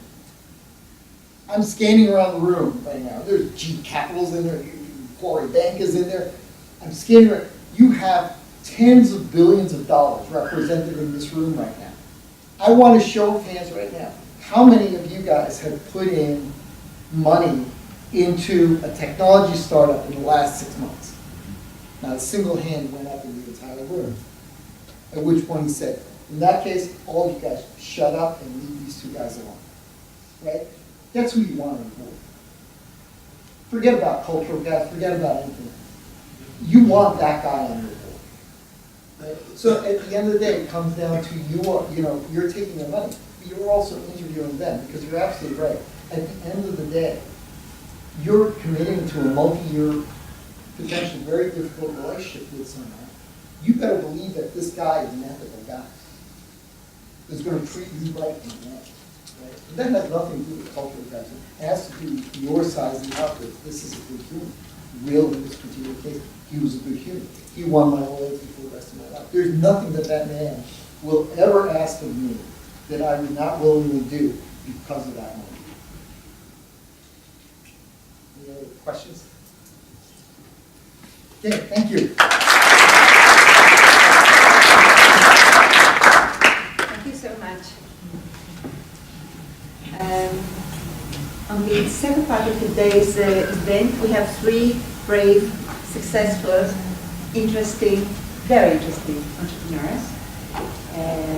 We have Amit From of Nano Dimension, somebody mentioned nanotechnology before, who started the company, managing it, and got to a direction of 200 million shekels within 4 years of inception. The company is dually traded on the Tel Aviv Stock Exchange and on NASDAQ. We will have Amir Milon, who started a company and a machine learning company in 2004, and successfully brought it to an exit to Microsoft for, it's anything between $50 and $200 million according to the papers. Bootstrap. No VC investments whatsoever. And then we will hear how to turn air into gold. We will hear Itai Blichler, who's the CFO, no, something else, Vice President of SodaStream that was acquired by PepsiCo for $3.2 billion only a month and a half ago.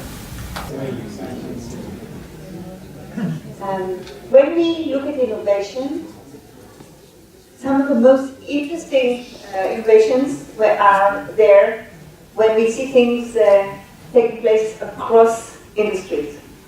And one interesting example is the example of Nano Dimension, the company that prints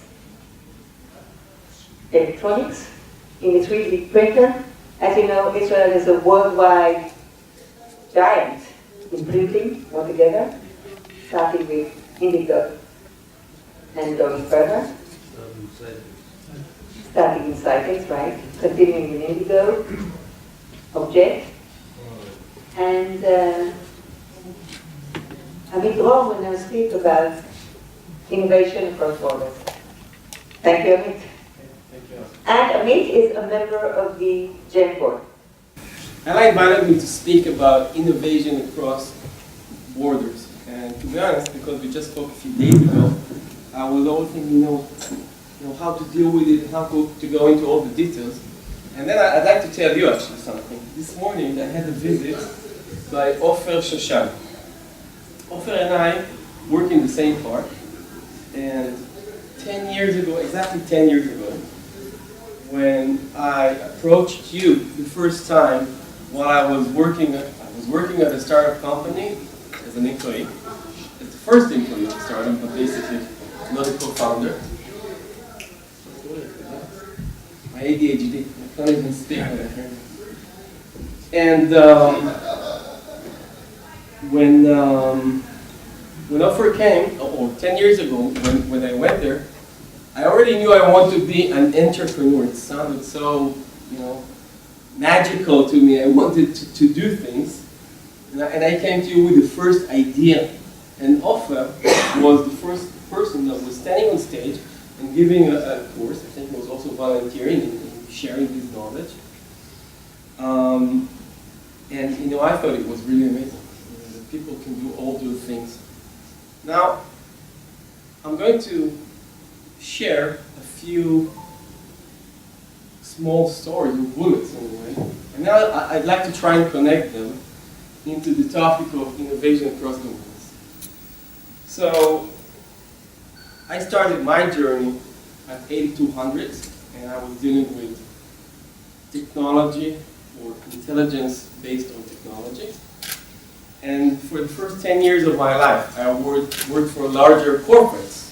At the time, in the late 90s, ECI Telecom, whoever remembers, it was a very strong Israeli corporate, and a few years later I moved to Converse, and I spent altogether 10 years in these companies where I learned a lot, and I traveled the world, and I met all kinds of customers.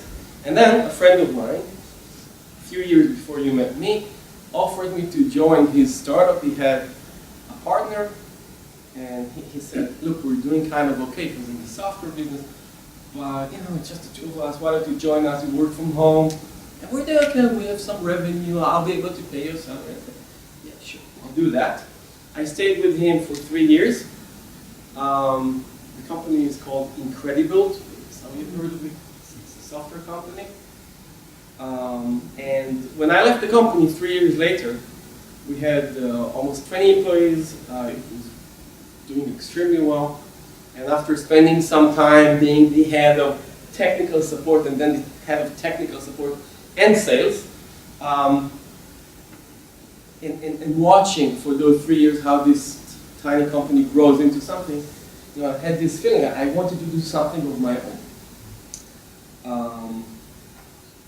And then my father, who is an engineer and has some great ideas, had this crazy idea about a big solar device that can generate energy from the sun, a tracking device that can follow the sun, generate energy, and together we started this project.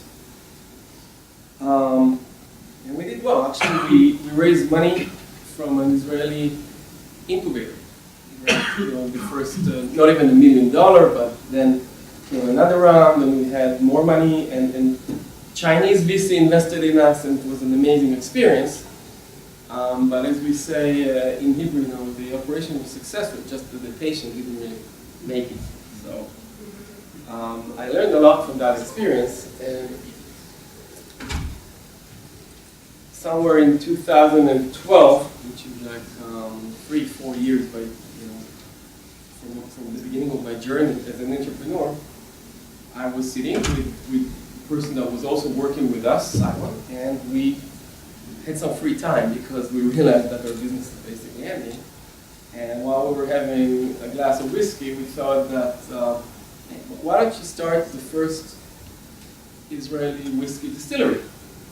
And we created that plan on how we're going to start a whiskey distillery. And we thought it's really cool, but obviously it wasn't the business that we were thinking of as something to, let's put it this way, more for the soul, for the spirit, for that matter, whiskey, rather than for making money or even changing the world. And if you ever get to visit the Milk and Honey Distillery in Jaffa, in Tel Aviv, and you're all invited, then I'm proud to be a co-founder.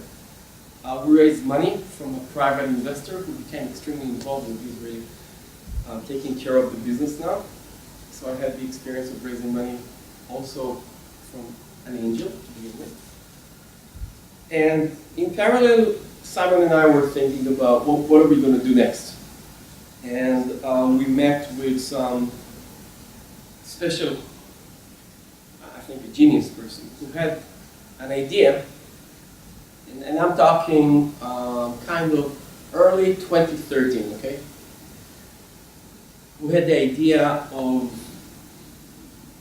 creating 3D printing, which was really hyped in 2013. Everyone was talking about 3D printing this and 3D printing that. How to bring 3D printing to the world of electronics. And I thought that was brilliant. It was a crazy, amazing idea. And just kind of tapping into the knowledge I brought with me, going back to the beginning. So again, I dealt with technology, like more on the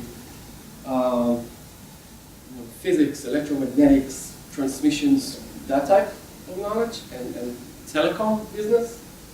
And then some whiskey I learned along the way, and solar energy, which is interesting.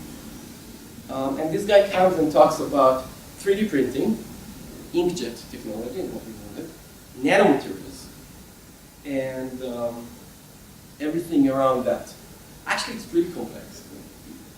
There is mechanics, there is physics, there is lots of chemistry, there is design, there is software, a lot of software. We built up this plan that seemed like a very reasonable plan to me.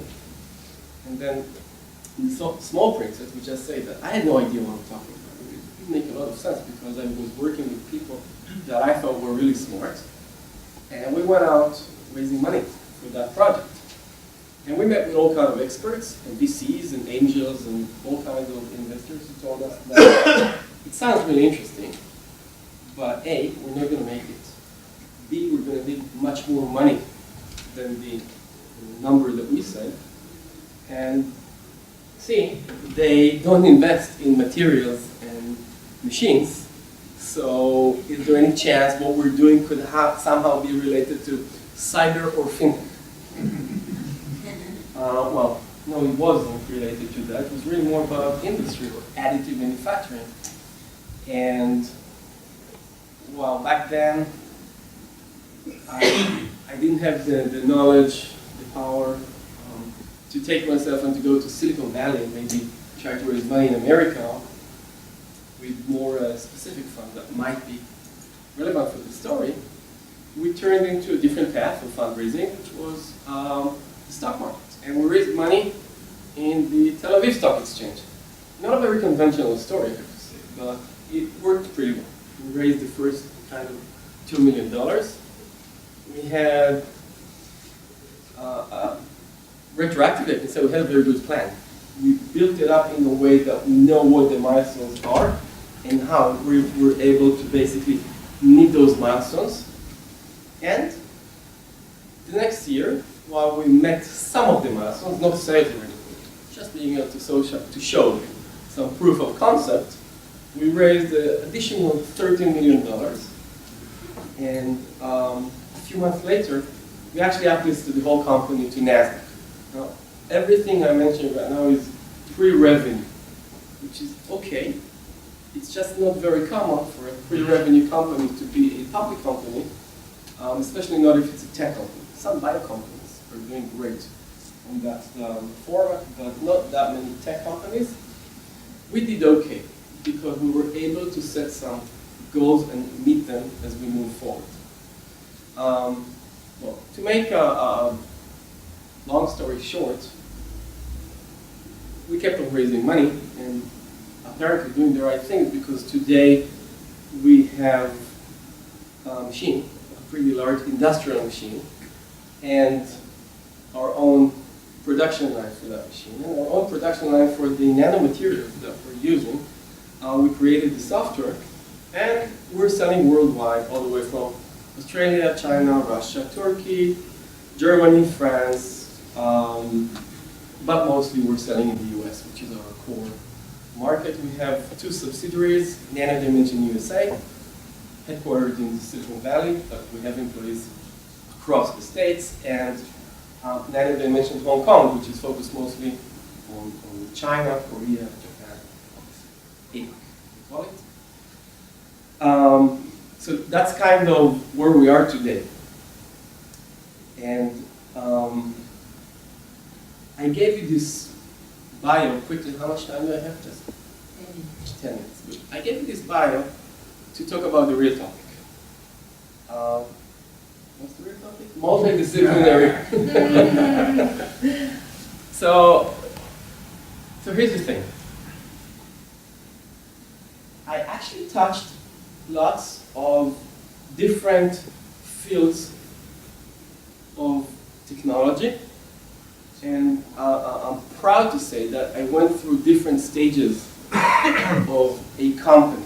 The very early stage of walking around with a PowerPoint, all the way to what we have today, which is a public company that I can, in a relief, I can say it's a growth company after 4 years of basically raising money every year, about $15 million, and trying to push it to the next stage.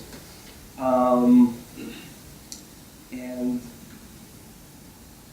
my challenge standing here, or planning to stand here and to talk, was, how do you talk about multidisciplinary? Do you just touch the technology, or are there other views related to multidisciplinary? And here's the thing, everything changes all the time. And what do I mean by that? So, okay, you can move from one field of product or technology or market to another one. You don't have any knowledge, and you generate the interactions to gain some knowledge. But then there's another layer of activity. How do you manage a company with 4 employees? How do you manage a company with 20 employees? What do you do when this company suddenly has higher responsibility and you have to, basically report to shareholders in the public market? And what happens when you do have revenue and you actually have to make some very clear projections on how much you're actually going to sell? What about execution? How do you build up a sales strategy? And what is the difference between an average Israeli company that is extremely focused about making the product work without even realizing that it's not even the product, it's the alpha. But most of us, including myself, going backwards, when we were talking about, and then we're going to have the product, speaking to the investor, it wasn't the product. It was, well, we'll be able to overcome some technical challenges and some proof of concept will actually work. I'm not trying to underestimate neither of us, but multidisciplinary is simply because things are changing around us all the time. It doesn't matter in which stage you're at in your project, and it doesn't matter if it's changing because there are different things that happen from the technological perspective, from the market, behavior of investors, competition, or simply your company changes because someone decided to quit, and all of a sudden your whole R&D department behaves differently because there is a new chief of technology that works differently. Things change all the time, and Ari said something that someone asked about coaches or mentors or whatever, and he just said yes. And I think that is a key thing that us as Israelis have a bit of a difficulty. Too many Jews in this country? Absolutely. And we challenge each other. That's how it works. So if you want to be an entrepreneur in an environment with so many entrepreneurs, you got to be real tough because everyone is going to challenge you all the time. So you have to get to this point where you got to push everything in order to move forward. But you keep on pushing, that you kind of miss on something. Suddenly at the point you don't realize that some people are asking you good questions that you should listen to, and maybe there's something you need to learn from. And I think that's my essence of multidisciplinary. Multidisciplinary is not just about how smart you are, how many PhDs you've made in different fields. It's more about how do you manage the events on a day-to-day basis. You got to take all the decisions, or lots of decisions all the time, and things keep on changing. How can you win in the long run if you have your goal and this is your journey? You might know where you want to get to, which is a good start, but it changes. You have a goal and it changes because all kinds of things change. So the answer is you try to make more good decisions than bad decisions. Simple. How can you do that? Because there's so many things you don't know and you have to take all those decisions. I hope I'm not going into a too philosophical mode, but I think that's for me the essence of multidisciplinary approach. You have a limited time to take a decision. You don't have to jump into a decision, but hey, no matter what, if you move forward, eventually you got to take more decisions and faster.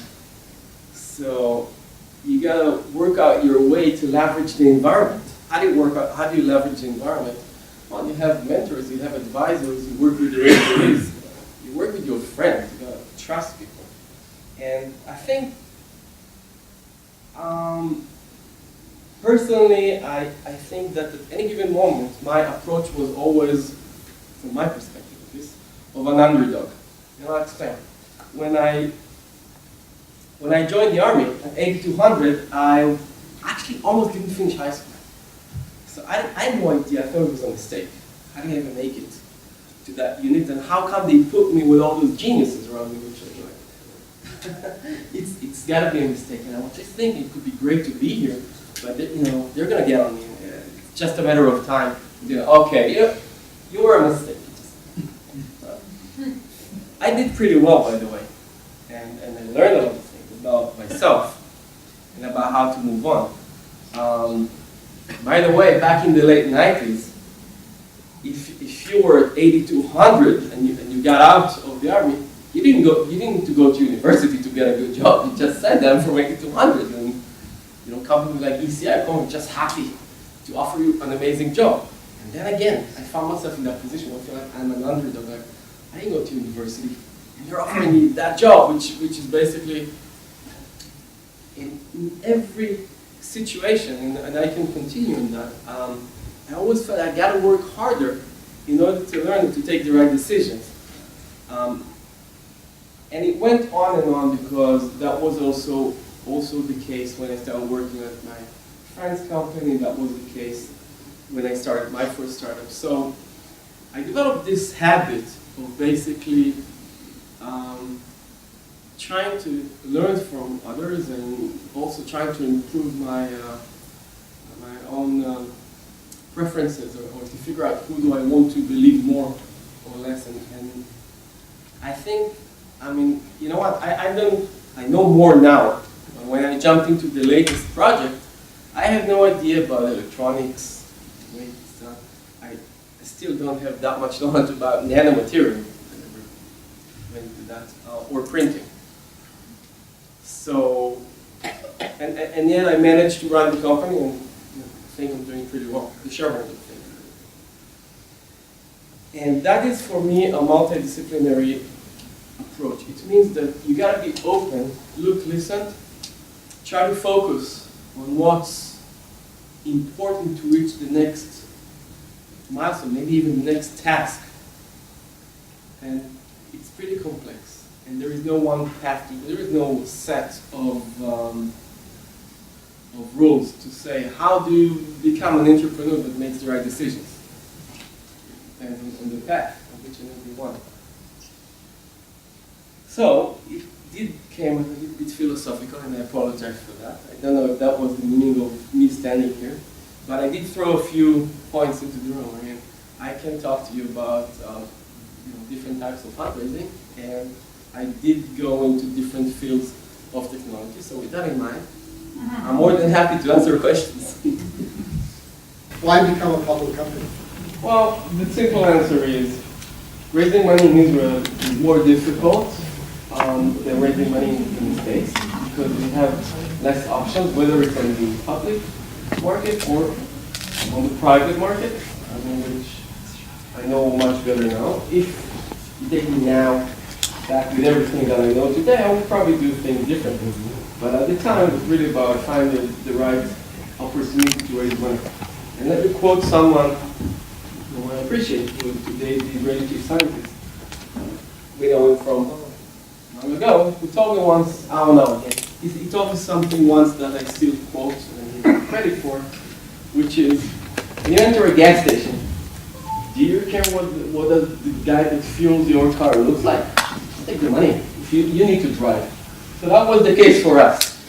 Where we were at the time, we simply couldn't find private money in Israel, and we needed a lot of money.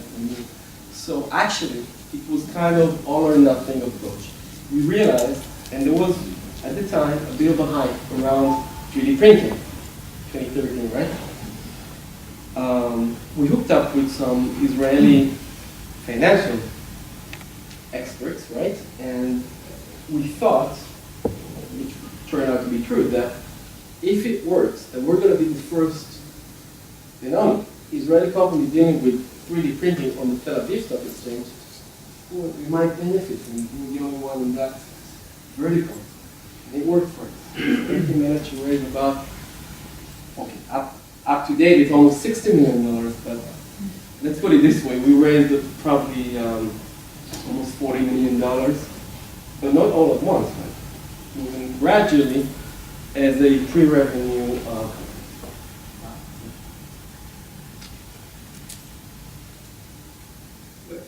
You used the word multidisciplinary a few times. Yeah.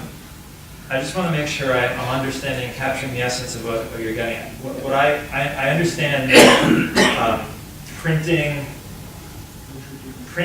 circuit boards using, I don't know, MEMS, or it sounds like you're actually at the nanoscale, right? So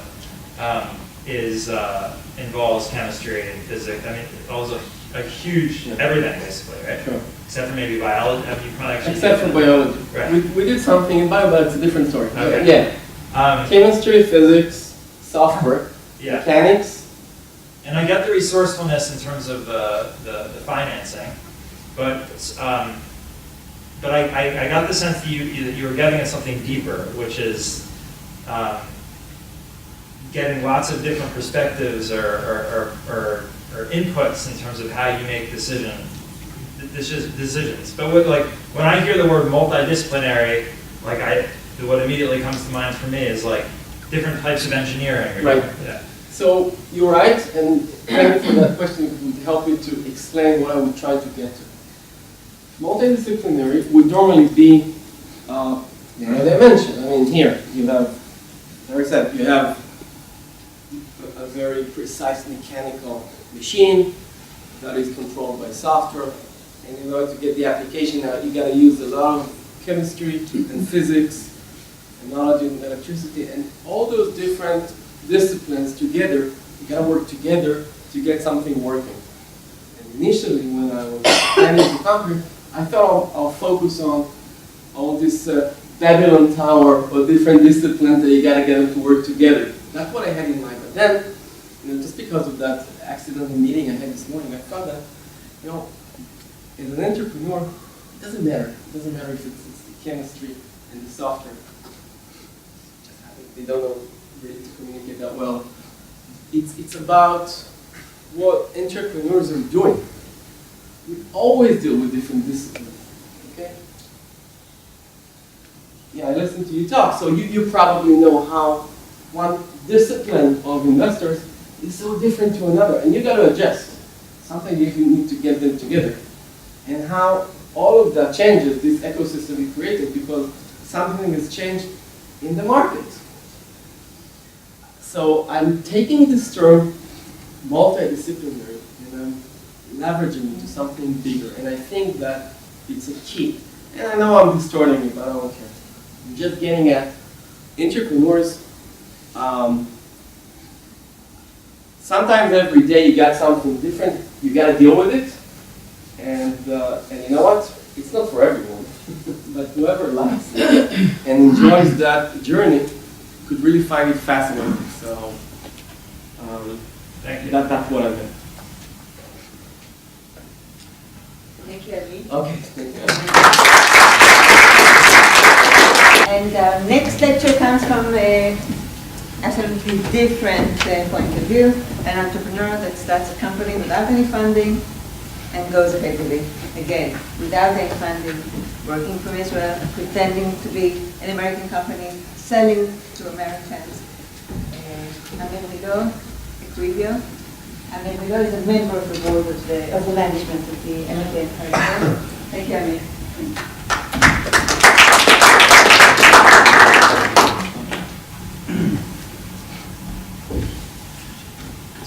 I have to say, I'm honored that I never thought this is going to be such a thought-provoking session. I mean, I still keep thinking if I could have chosen between my hair and my success, what would I have chosen? I'm not so sure. You chose both. That was the whole point of what I said. Even worse, I'm not so sure what my wife would have chosen. That's a different question. I'm still from the generation who uses presentations. And the topic of my talk is less is more, which is very appropriate to me. I will talk about Equivio, and I will try to use this as a springboard to talk about bootstrapping. Now,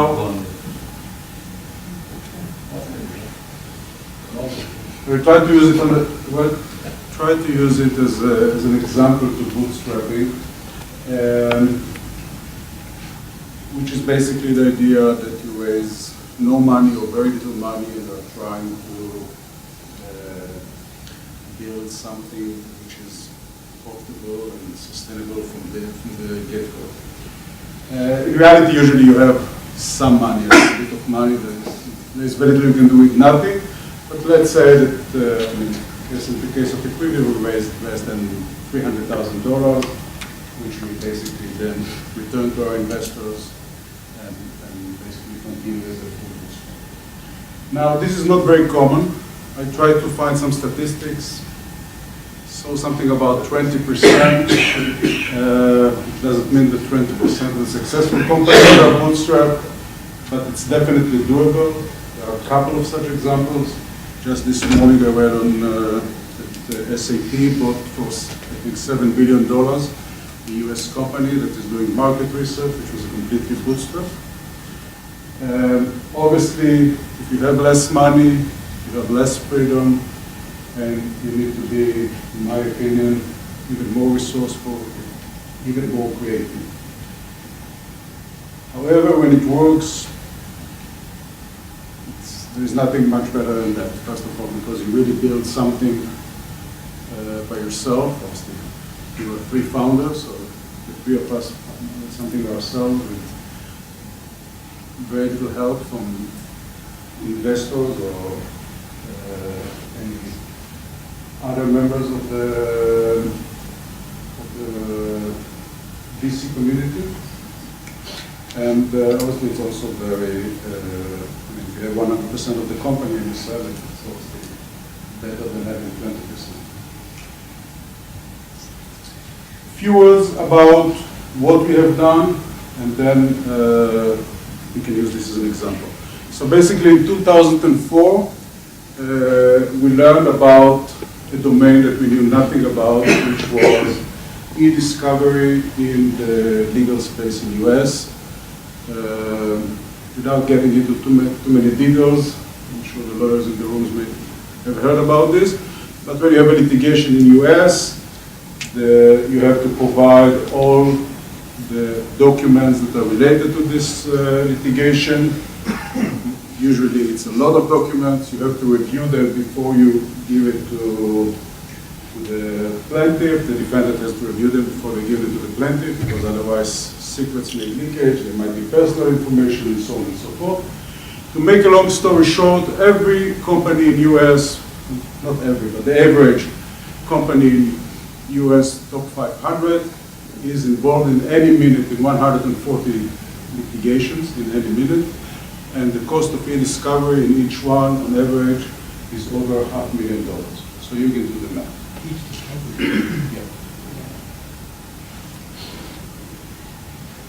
The very schematic view of the problem, we are talking about 2004. You have a pile of documents.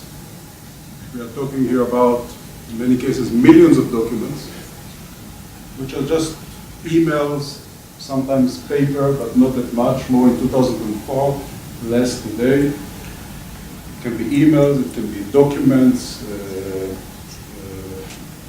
electronic documents, zip file, whatever. And basically, you get this pile of documents, and attorneys have to review document by document to decide whether it is relevant or not relevant to a certain litigation.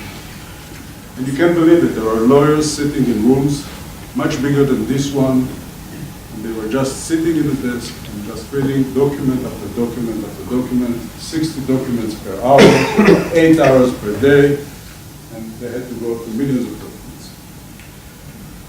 What we have done, we brought machine learning into this and text analytics, and basically we built a process where a lawyer was reviewing a small set of documents, examples, the training set, typically 2,000 to 3,000 documents, and telling us which of them is relevant and which of them is not relevant.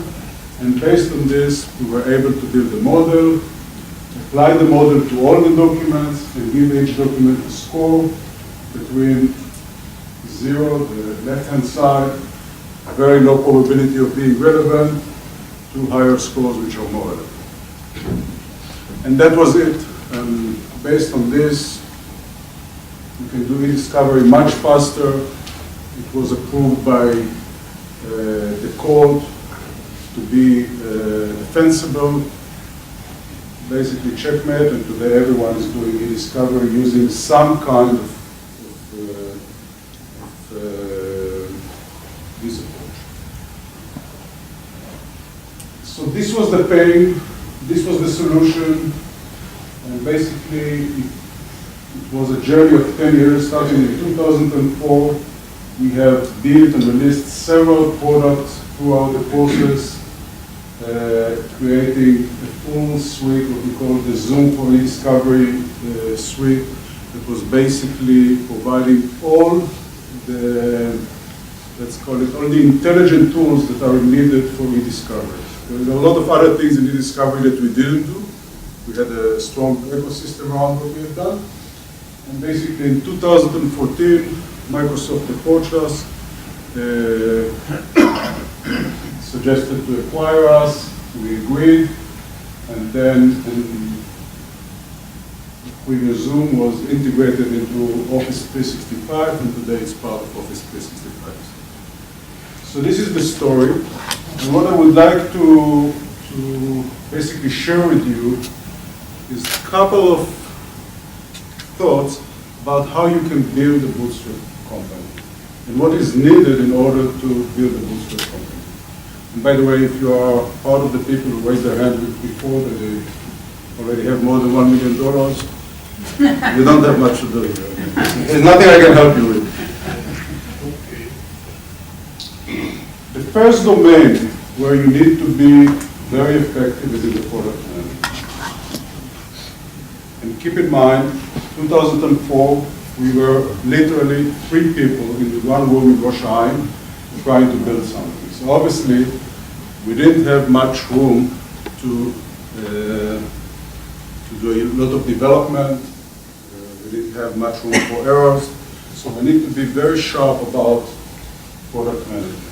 And the first thing that I can definitely guarantee to you is there is no point to go and ask the customers. Because the customers, if you're really innovative, there isn't much they can tell you. If you are coming and ask them, which feature do you need? What do you want to see in the product? Nobody has heard about using machine learning for e-discovery in 2004. So there was no point in asking them, how do you want this product to look like? What you really need to do is to talk about their pain. You need to talk about what are the challenges that they have every day in their work, and so on and so forth. Later on, when we had a product, and when we were working with Microsoft, it was obviously a completely different story. Then you can go and ask them, guys, do you want us to be able to deal with PST files, or do you want us to work with PDF files? Do you want to do e-discovery as a team, or do you want to do it as one person at a time? When you have a language, when you have a product, when you have very concrete questions, then you can definitely go and ask pointed questions. Otherwise, at this point, if you are in the early stages of very innovative product, I don't see a lot of value in actually going and talking with customers about the details. The second thing, which for me in 2004 was a huge shift in thinking, although today it's almost standard, is basically the ability to be very agile in your development. Today there is the last 10 years or so, there is an agile methodology. People are releasing products every 2 weeks, every 3 weeks. We are working in a cloud environment, which is much, much, much better than the way that we used to work before. And obviously, if you are a 3-person company and you want to build a product and it's a very innovative product and you don't have the resources and you don't have time to do errors, you have to be able to do something, throw it away, and do it over and over again until you do it right. So make sure that you have the right methodology.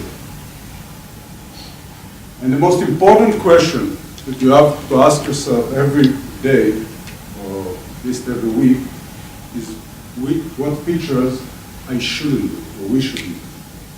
Because we were sitting for hours in meetings, should I do feature A or should I do feature B? We never had enough resources to do both A and B. And the question is, not whether we do a little bit of A and a little bit of B, maybe we don't have to do both of them. And in some analysis that we have done later on, we try to see out of the code that we have produced, which is tens of thousands of lines, which of them were actually reusable. Because you can basically see today which lines of code were actually used, what subroutines or what features were actually used. And it's very natural that the more code you are producing, you have less percentage of usable code. And where you want to be is actually here, very much to the left, because you don't have the money, because you cannot allow yourself to actually create code which is not going to be usable. Which is not going to be used. It is much better to have customers coming to you and complaining, I need this feature, and then telling them, I will do it in 2 weeks, or I will do it in 2 months, or I will do it in the next quarter, than being in the other situation, which basically you created code, you tested it, you shipped it, you have to maintain it, but very few people, very few customers are using it.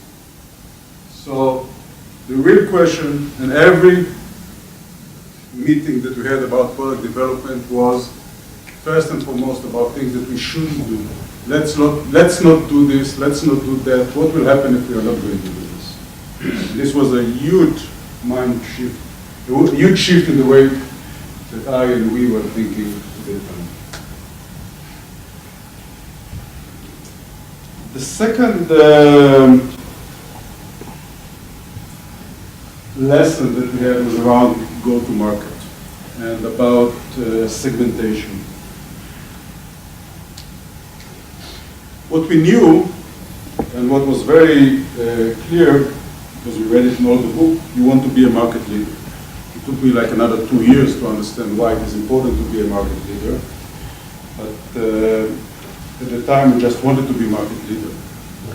And later on, just to finish the story, when we became a market leader, basically the sales machine was, basically we had to do very little. People were coming to us. Nobody could have bought, purchased a product for e-discovery without coming and speaking with us as the market leader in everything related to e-discovery. But we were sitting 3 guys in Rosh Hashanah, 0 sales, and we wanted to be market leaders. So if being a market leader, let's define it for the purpose of this talk, and this was actually for the purpose of the discussion that we had. So okay, if we want to be a market leader, let's say that we want to have 20 or 30% of the market.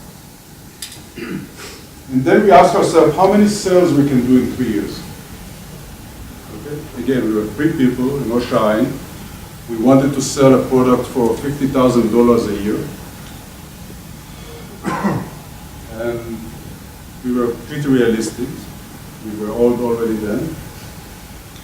And what we agreed between the 3 of us is that we probably can have 30 sales over the next 2 or 3 years, $50,000 each, which means that we are going to make $1.5 million in the next 2 or 3 years, which was, it's reasonable, it's ambitious, but reasonable. But think about it, if we want to sell, if we can sell 30 systems over the next 3 years, and we want to be a market leader, that means that the size of the market is only 120 companies. Pretty small market, isn't it? Still, I think that this is valid and this is how we operate. Obviously, we all the time had the vision, or we had the strategy on how we are going to use those 120 customers in order to grow, and in order to increase our market. But at that time, we wanted to find a market of 120 companies.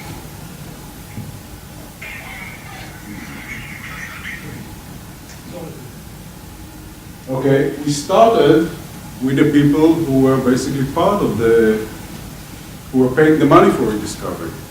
And these were the corporates. as I said, the top 2,000 companies in US were the ones that were paying for e-discovery to the tune of $80, $100 million per year.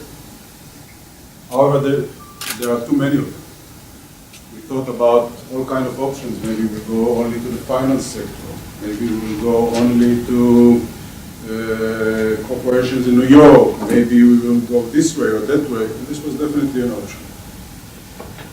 But we said, look, those companies, when you're going to litigation, are actually using law firms. And there are obviously many more than 500 law firms in the US. However, if you take the top 500, this is already a market which is a little bit more reasonable and a little bit maybe more approachable because it's easier to get to a law firm than to go to the GC of, say, Walmart or Bank of America or whatever. But still, we didn't feel comfortable with law firms. And then we discovered the service providers. The service providers were actually the technical people who were helping the law firms to do the technical part of the discovery.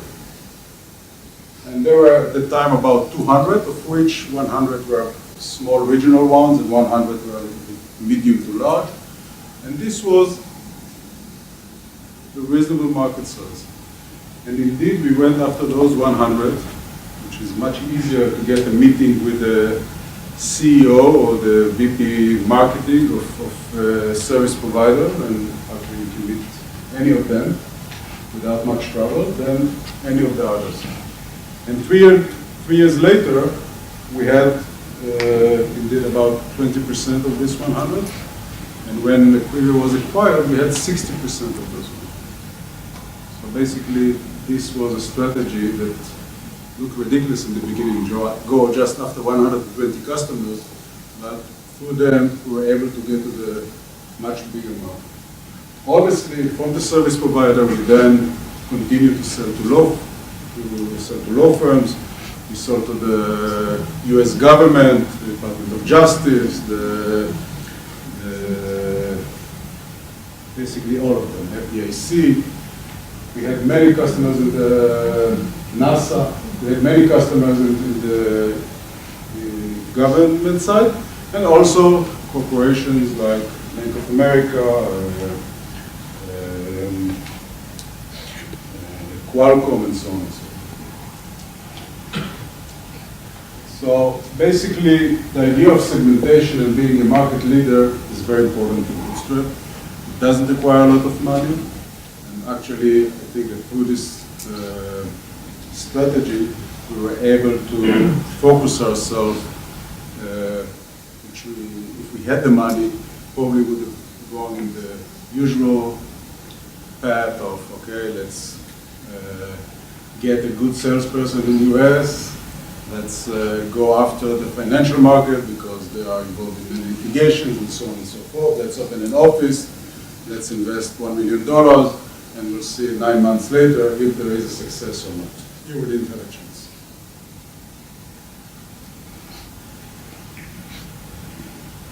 This one requires very little explanation. Obviously, when you are bootstrap, you focus on the bottom. We didn't care about the notion of let's grow revenues like a hockey stick, let's get here or let's get there, let's invest whatever it takes in order to create more and more revenues. We didn't have this luxury. And if you look on the growth, we were still able to grow the top line 28% year after year for 10 years. But what was very important to us was that we were able to create a revenue stream, free cash flow of millions of dollars every year that we could have invested, first of all, in growing the company, but at the same time also basically to get some money home and basically make this a very successful venture. So in summary, bootstrap is possible.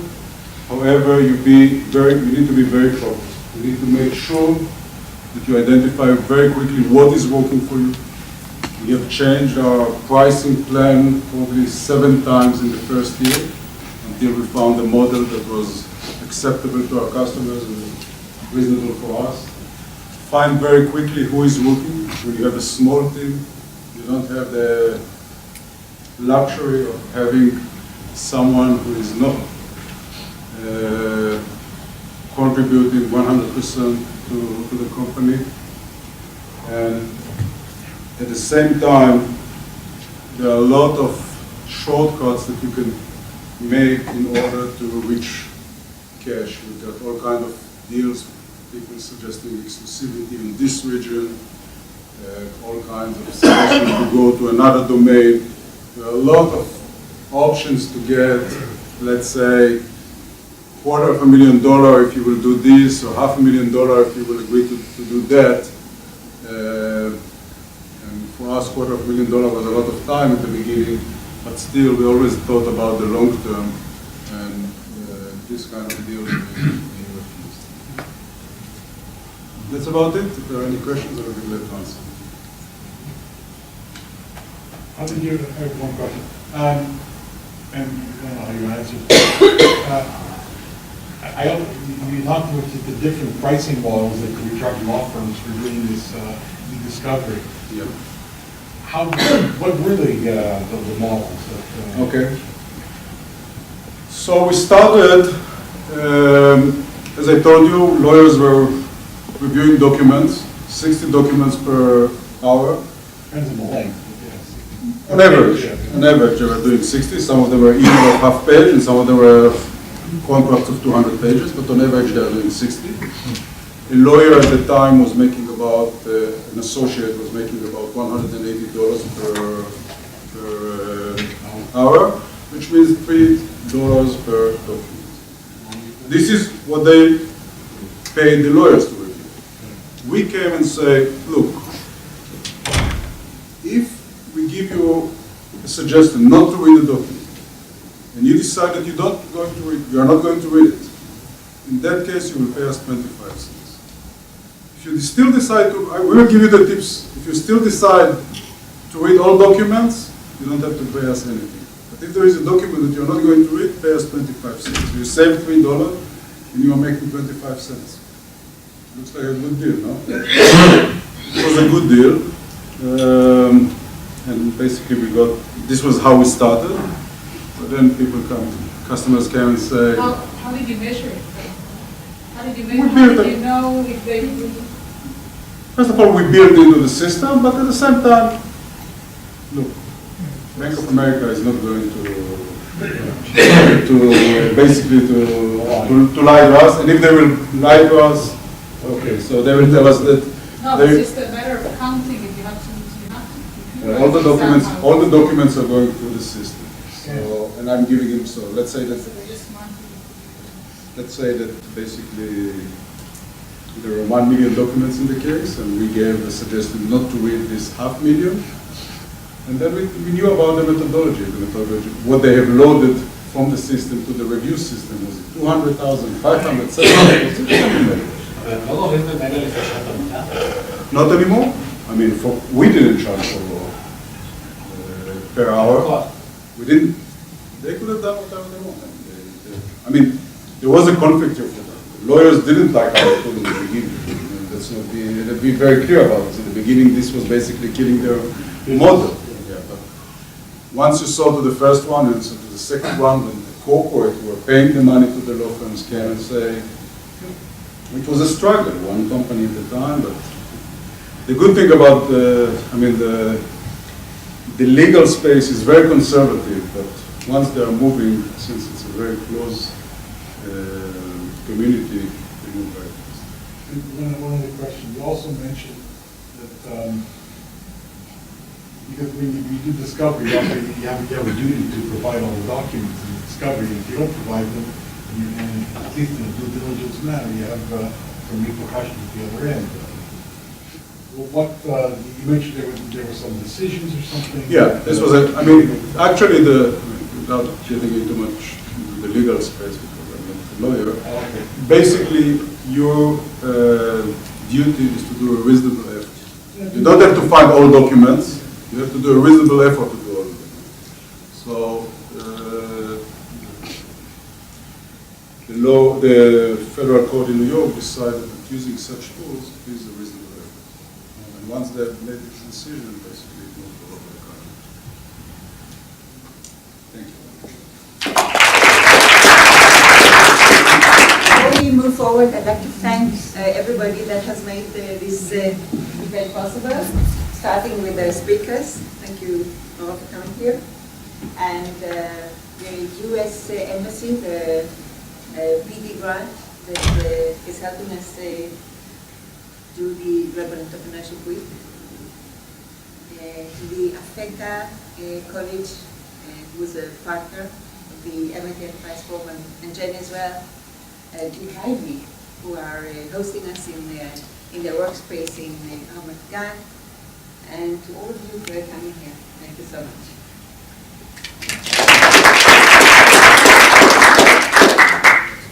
So, well, I don't know how many of you drink soda water, but this is a technology that was started in the 20s, I think, the previous century. The soda stream technology, soda club technology.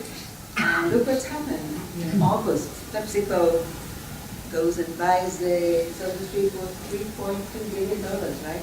It's incredible. And Tiger was highly involved in the effort of making soda stream such a strong global power. We speak about how they actually, what the tools were.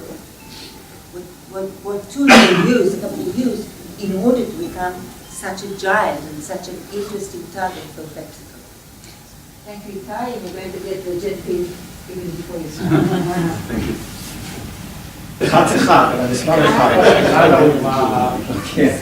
Okay, so usually when I give this talk to entrepreneurs and investors in AgTech, and I get often questions like, what do you have to do with high-tech or entrepreneurship in any way, because it's such a big company, right? These are big numbers.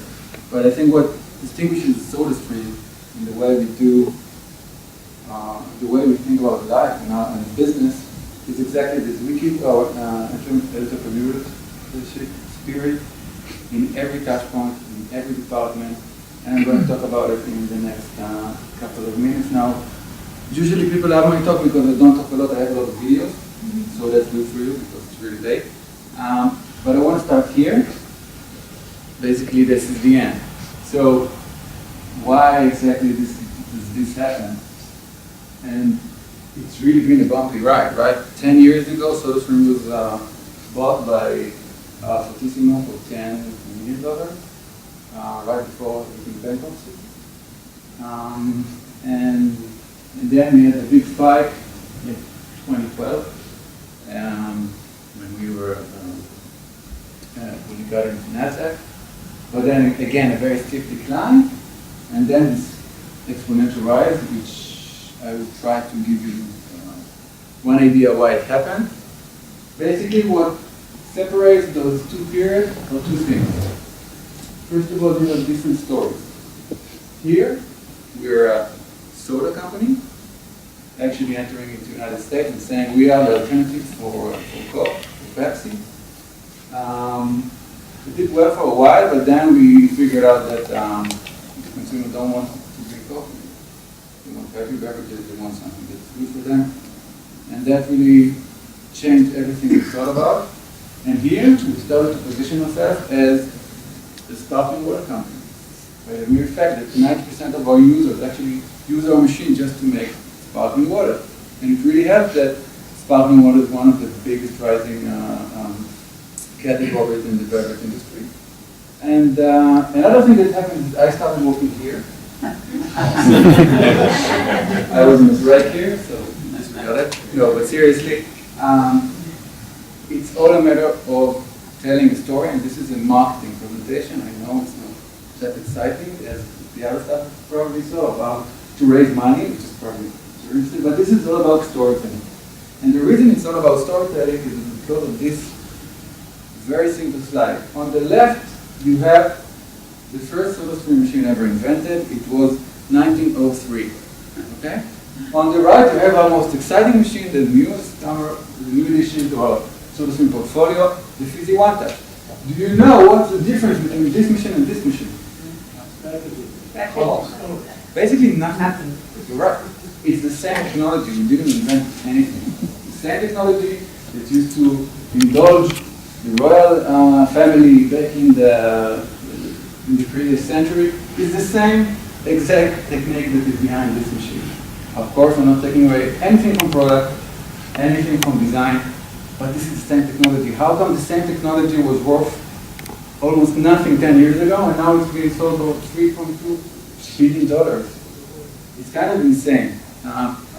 And before that, I didn't have as much of equity as I would have wanted, but still, it's really impressive to be working in such an amazing position. And I want to share with you a couple of insights about how this actually unveiled. So, SodaStream stands up for something else. We call us a brand activist because we know that nowadays consumers expect from us brands to take responsibility and take ownership on stuff that matters to them. And this is exactly what we had in mind for the past 4 years and even before that, but this is when it picked up. And I want to share with you a couple of interesting ideas. First of all, we have an obligation as a big brand to be connected to something very, very important. Now you can say it's philosophical, but because 60 or 70% of SodaStream are being bought as a gift, it's really important that the gifter would feel really comfortable with what he's giving. And this is something that was really important. It's not just about doing good to the world, it's also about the business decision. It means that if you associate it to be a good brand, to be one with values, really contribute to the bottom line as well. And do you know what this guy is? Mark's Day.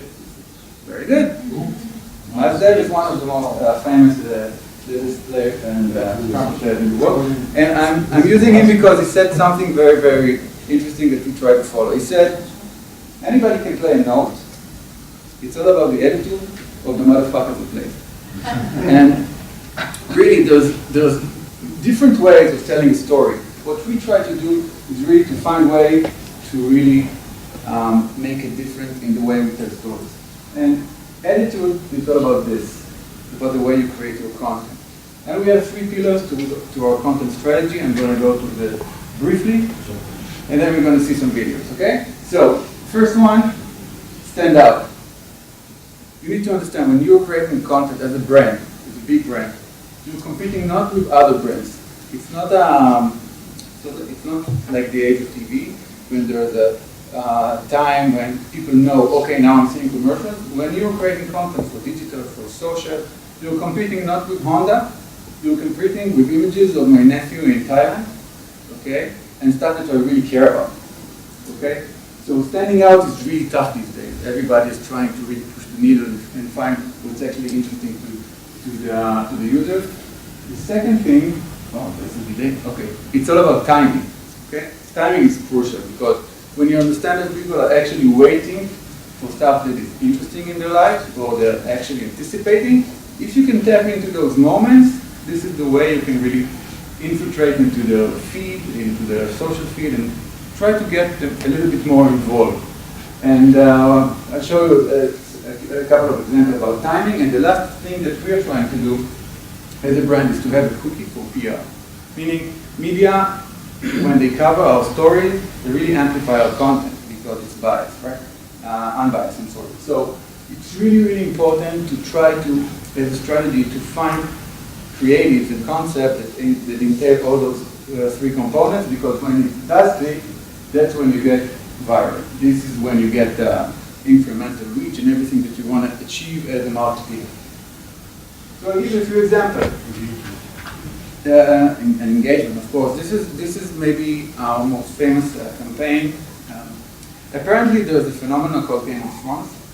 You're familiar with it, and basically, this is the biggest phenomenon of our time, bigger than any athlete, any supermodel, any singer, any actor. If you look at Google Trends, you see that. And what we try to do is really to tap into this theory and without getting permission from HBO, by the way. This is the Solstice type, and really hijack a specific, let's call it episode or a famous scene from Game of Thrones, and we use the same talents, which are not that expensive because of that sidekicks, but we really use this opportunity to take advantage of it, and I'll show you what I mean. Shade! Shade! Shade! Shade! Shade! Shade! Let's all see your web. Shade! Shade! Shade! Shade! Shade!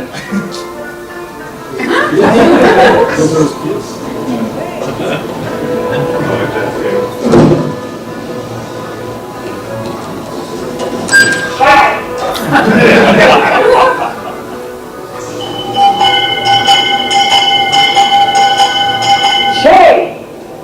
Shade! Shade! Shade! Shade! Shade! Shade! Shade! Shade! Shade! Shade! Shame on you! Shame on you!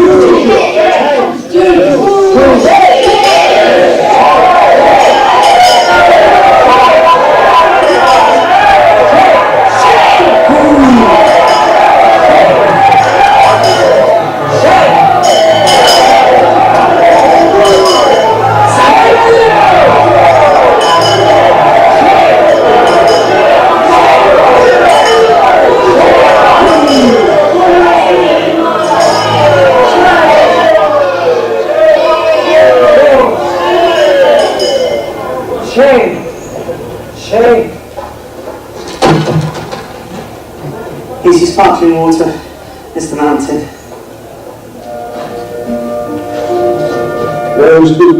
Why are you carrying shameful fruit in plastic bottles? Don't you know you hurt the Mother Earth? Mother Earth has given us so much. The birds, the bees, the ocean, Matthew McConaughey, peanuts. Why would you destroy all these beautiful creations?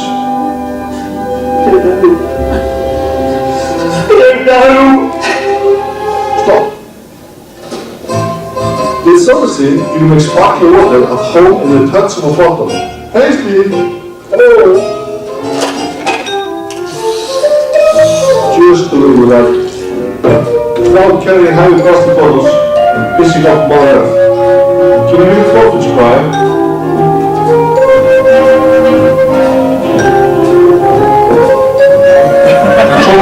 Stop plastic bottles.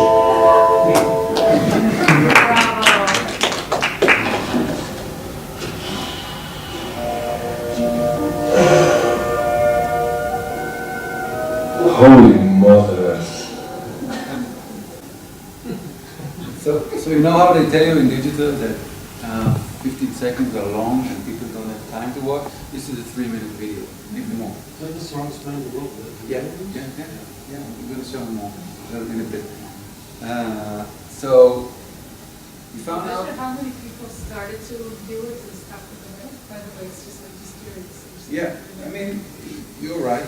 I wish more people would have seen it to the end, obviously because of the solution in the end.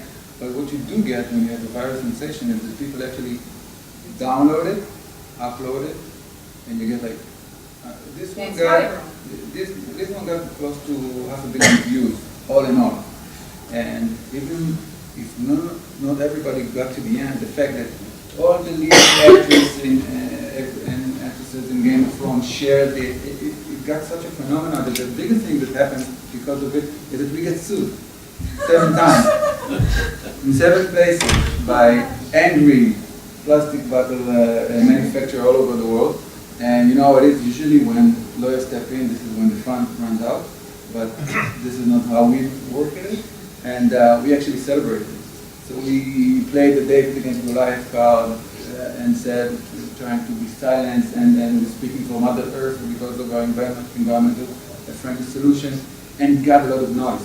And you cannot underestimate the power of controversy and also of stating what that you're on the good side. And we got a lot of attention out of it. We started this whole conversation, and I guess you do understand today, and you see that on social, how big plastic pollution is getting. It's really everywhere.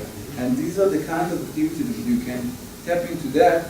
This is exactly what you want to achieve. So this was the first thing. And what I think is interesting about the way we approach project in SodaStream is that there's no boring brief, okay? And we've been approached by our HR department who said we want to do an employer branding video, something very, very modest, not too expensive, something that would help us get better employees. And we did this.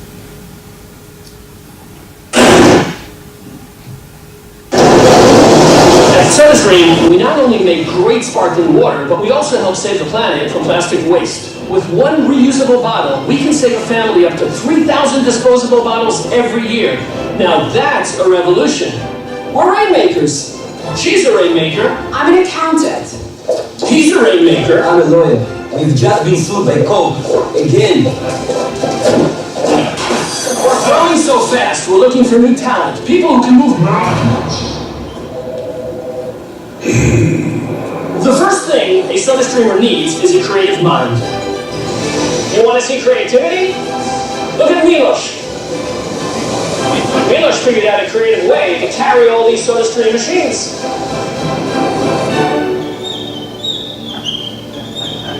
Congrats. The second thing you need when you work at SodaStream is a sense of urgency.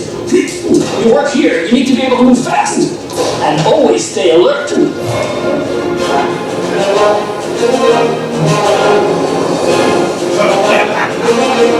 The most important thing we're looking for is business courage. Here at SodaStream, we love taking risks. And yeah, sometimes we'll fail. Do not fail. We embrace failure. Ah! Idiot. We're a family of 3,000 people from all religions and nationalities working side by side in peace and coexistence. So if you're creative, if you're fast, brave, and optimistic, you belong with us here at SodaStream, the #1 sparkling water brand in the world. So come join the revolution and let's make the world a better place.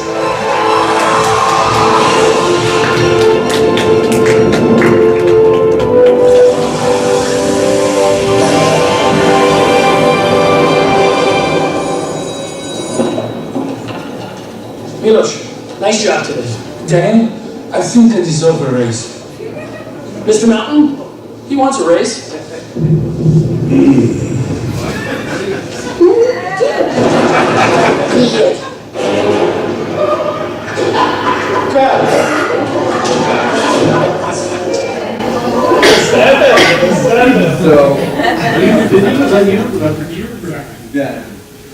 So there are marketing benefits you can get in almost every execution that you do, regardless of the brief.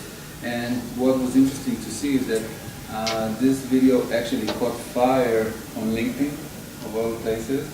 That actually makes sense. And the funny thing is that a lot of people said, I want to work with SodaStream as a comment. Many people said, I don't know, but I want this product.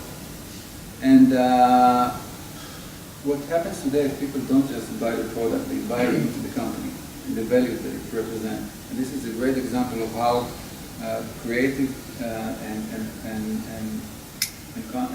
a good concept can actually go a long way, much further than what they actually were intended to be. Now, SodaStream is obviously a great product. We have a lot of, we have a kicking attitude, and we love to make a lot of noise. But we're also the poster boy of the BDS, as you probably know, and we've been attacked so many times. You got the bull battle, right? That's a good story, but it's actually a little bit the other way around. We were growing, then we had to move our facilities because we have this amazing campus in Lehavim, by the way. We were more than invited to come, which we got all of our factories from all over the world to this specific location. We are manufacturing everything in Israel, and we have and the way we fought the BDS is actually by telling our truth. And I'll show our truth in a second. But what we did, which was the most important thing, is that we are proud of being Israeli, and we're not shying away from it. We have our Israeli flag stamped on each one of our 80 million products, as we said, each year. And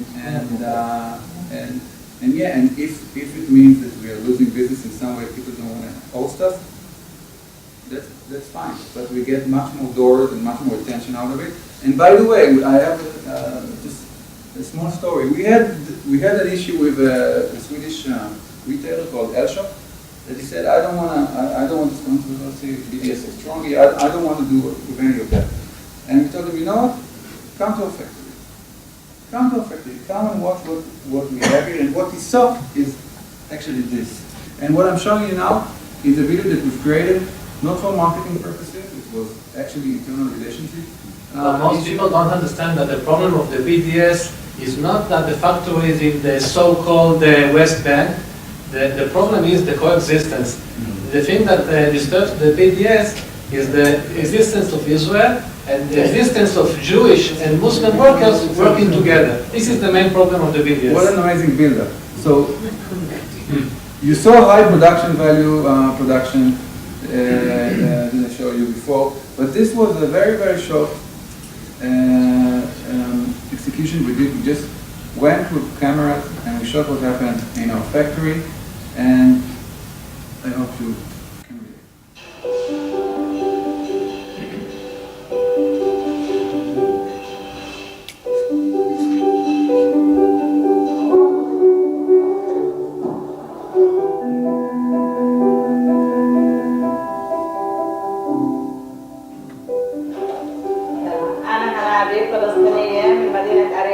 بشتغل في الصودا صار لي 3 سنين ونص. كل يوم برجع على الصودا، بحب الشغل كثير هون، مرتاحة فيه وبحب أكمل معه.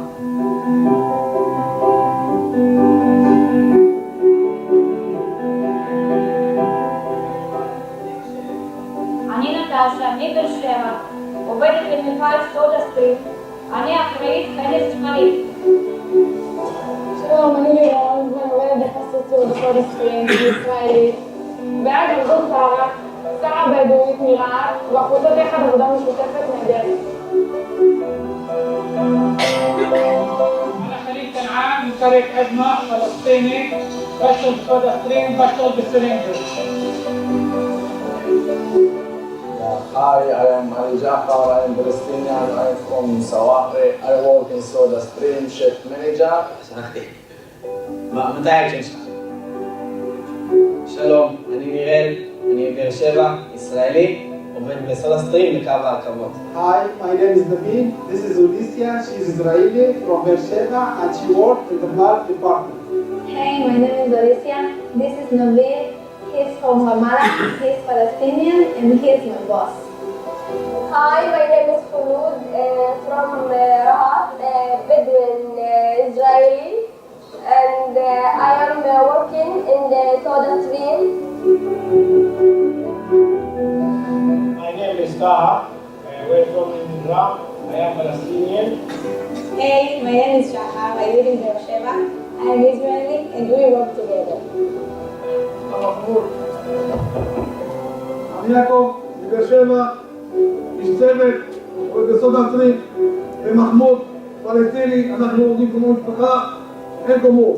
יאללה, אקשן! Hi, my name is Mahmoud. I am a Palestinian from Shofatka. This is my friend Yaakov.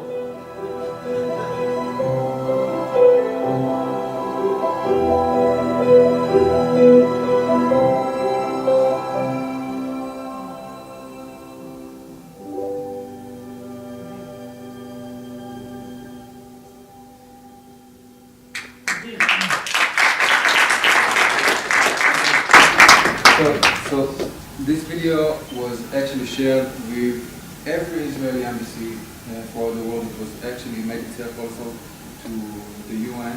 where we showed it in an anti-BDS convention. And I think I can tell you that like it's between marketing geniuses and something like no, this has a totally different purpose. But yeah, the search for island of peace, so to speak. And I think what we learned is that the is viral. People really want to be touched and to have some kind of a bigger purpose to align to and to be inspired by. And without any investment, this really spread like fire. And we got a lot of points. And sticking into the BDS is fun. And I think that even nowadays they claim that we stole the land from the Bedouins because we're Leavim, so no real ways to actually show that to win with them. But you know, yeah, never show. But I think that this acquisition really states that I guess good is good. So we're proud to be Israeli, and we really will keep be proud of it in the future as well. And under Pepsi, by the way, Pepsi obligated to keep the facility in Israel for the next 15 years and probably to eternity. This is exactly to state the CEO. So you're probably going to say, okay, so now you're being bought by Pepsi, all good and well while you're a small company, but now under corporate America, this is where the fun ends. And we hope not. And the reason is, one of the main reasons they bought it is actually this. I mean, plastic pollution is that thing today. I guess we all feel it. And as one of the solutions to this epidemic is being SodaStream, because one of our SodaStream bottles can replace thousands of single-use plastic bottles. And it's oil. Exactly. Not to mention that recycling doesn't really work because of the carbon footprint. Many people know that, but it's an actual fact. So remember I told you we were competing with Coke and Pepsi, and then we transitioned to the biggest sparkling water maker in the world. Now we've again changed course, and we are all about fighting plastic. And the first thing that we are doing under Pepsi is something really, really interesting. Are you familiar with Coca-Cola Hilton campaign from the 1971? Okay, so basically, Coke in 1971 made a very inspirational campaign, one of the most celebrated ones, of a lot of people singing in harmony on a green hilltop on how they're going to live in a perfect world by offering people hope. It's a song, it's a very fun song. A lot of people, a lot of religions and ethnicities aligning together to sing a very heartful song. And we thought that it would be very, very interesting to do something like this for a campaign. And I'm showing you something that is only going live tomorrow, so please don't share, wait for it. But we think it's going to be something very interesting. And whoever spots the main singer or the lead singer there, I hope you will enjoy it. But I'll share after if you didn't get it.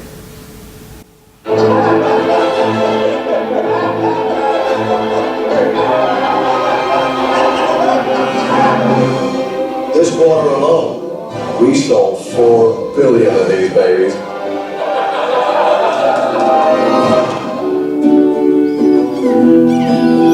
I'd like to live in harmony with every living thing, to spread the love and cherish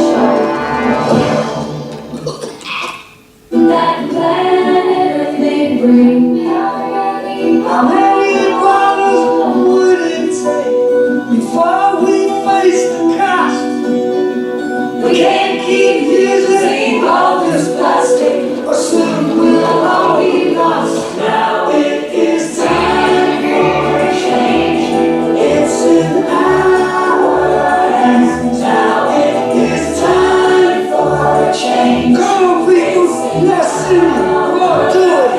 Now it is time.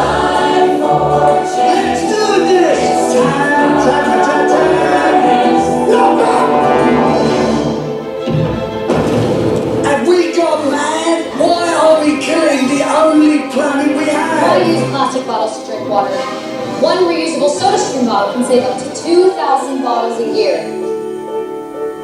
And if you want bubbles, SodaStream. Help save the world from plastic bottles. So that was actually Sarah Stewart. Yeah, I can say that. He lended his voice for that. And What's to it? Really thankful for that. And He was a voiceover, right? yeah, he's the singer. He's the turtle. And You can see by the hair. he didn't animate it. Just Minnesota. So again, we're shifting to be the biggest fighting plastic brand to help solve this cause as well. And so we're sticking to our lines of being very, very provocative and making, because Pepsi at the end of the day said they bought us for who we are. And not, the changes, and $3.2 billion is not just to shut us up. I mean, it's a big investment. It's half of their annual revenue. So we hope to keep doing what we're doing. Hopefully, this fun can continue. So this was our story in 25 minutes. And if you have any questions, I'm more than happy to answer. Two questions. Did anything ever happen to all these lawsuits, or whatever? We won. Second question I want to ask you, maybe a little controversial, we don't answer to that, but Israel is a leader in cannabis. And a lot of these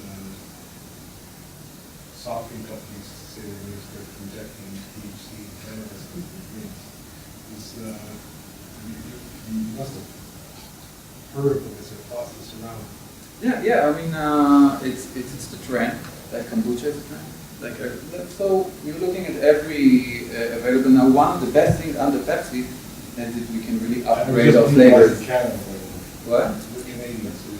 Oh, we love Canada. It's a fast and growing region, and tapping into the R&D of Pepsi and enhancing the flavor. I think of course, they can open so many doors for us, and they can all around, they have much bigger spread than now, by the way. So trying new approaches to the soft drinks and using one for that. I'm all for it. Question with that? Yeah. All the creative here is done internally, or you have advertising agencies? We don't have an advertising agency. Everything that you see is stuff that we've developed. Yeah, and I think it's better because nobody knows the brand better than the people who work with it, and just bring to each project the best people that we can that fit that project. Now we encourage failure in SodaStream and trial and failure. So there's not a lot to lose. We really love to do stuff. Nobody's stopping us, and it's a great atmosphere to be creative in. And I think this was one of the biggest advantages. We're tied into any ad agency that forces ideas on us and say, this is what you need to do. I mean, my CEO said everybody that ever took a shower has had an idea. So we are taking a lot of showers. How large is the creative team that created these videos? And do you have marketing in the US? And then if so, how large of a role do they play in driving the briefs and the creative? So marketing in our HQ is structured is not just about creative. We have marketing operations and we have brand management. Usually the creative guys is me and two more people. But we get a lot, production houses to help us, carry out this creative. And are those production houses in Israel or in the US? It's in Israel, but we can shoot worldwide depending on budget. I mean, a lot of companies nowadays film in Kiev, in Romania, because of the better ROI. But even US companies are shooting in Kiev to cut costs. So it's a global field. Anybody can meet the budget, whether it's in Israel or anywhere else. We do have a marketing presence, of course, in each one of the 45 countries that we operate in. And right now, the team in the US is roughly around 200 people, marketing 10 people. But our business model relies heavily on brick and mortar partners. So it's not that we need to get so many key account managers running. We sell mainly on Bed Bath & Beyond, Target, Walmart. So basically they're doing the job for us. יש לי רעיון קריאיטיב בשבילך. יאללה. ראית את האיש הזה, אני לא זוכר איך קוראים לו, השרירן הזה. יש לך את פטריק בבומיאן, שהוא טבעוני והוא מאוד בעד איכות סביבה, והוא האיש הכי חזק בעולם. זאת אומרת, יש כל מיני אנשים שטוענים לתואר הזה. אולי אתה יכול לעשות איזשהו מפגש בין שניהם. פטריק בבומיאן. הוא גרמני, אבל הוא מאוד אוהב ישראל, הוא היה פה בבית. I'm just curious, obviously with these machines, you have facilities. How do you deal with, they have to be recharged all the time? How do you deal with people all over the whole world having these? This is a great question. Actually, those CO2 cylinders, that's what pays our bill. Because why does the brick and mortar love us so much? Because we generate food. They come to exchange. So there's hardly any gadget or kitchen gadget I know of that makes you work so hard for it as we do. I mean, you have to take it off the machine, remember to put it in the trunk, remember that it's in the trunk when you go to Bed Bath, and in many cases, fight with the cashier lady that she doesn't know, but they do have exchanges where they are. So it's a bit of a struggle, but people are so committed to the brand because of so many reasons that this hustle is almost irrelevant to them. And our gas cylinders is the main proof of why we keep growing. It's very, very solid growth, and that means that we're not just getting new users, but actually people who use the machines. You can find it in every supermarket in Israel, and also like my family in the United States, they have it in a lot of supermarkets. You give the all the cylinder and you get a new one. The branding, the concept, the approach is beautiful and then extremely impressive. Then again, it's not very Israeli. Being involved in the entrepreneurship environment for a decade, one of my things that my heart goes out is that how many amazing startups and ideas don't manage to kind of miss on that aspect of marketing. And you guys are top, and if someone asks me where does it come, I would say Hollywood. It's like ace stuff. What do you have to say to all those entrepreneurs in the room? What do they need to going down the ladder to move to step 1 and 2? So I said two things about it. First of all, Israel, as important as it is to us, is 1% of the business. And when we try to think of creative, we try to think as global as possible. This is why Game of Thrones is so instrumental in the way we approach our target audience, by the way, which is, everybody says millennials, but something in that age area. And when you have such a phenomenon that is so global, then if you tap into that, it probably covers the majority of the people who should be interested. I mean, the relevant idols, this is what I call it. I mean, I would love viral. I'm always all for viral, but when I have money, when I spend it, I'm looking to get into the most accurate idols. So this is one thing. And regarding entrepreneurship, I think that what I'm trying to say here is that for the beverage industry, we are even smaller than a startup. Okay, we are competing with budgets 1,000 times more massive. That's why we needed to be more creative. You call it multidisciplinary. I love it. Approach.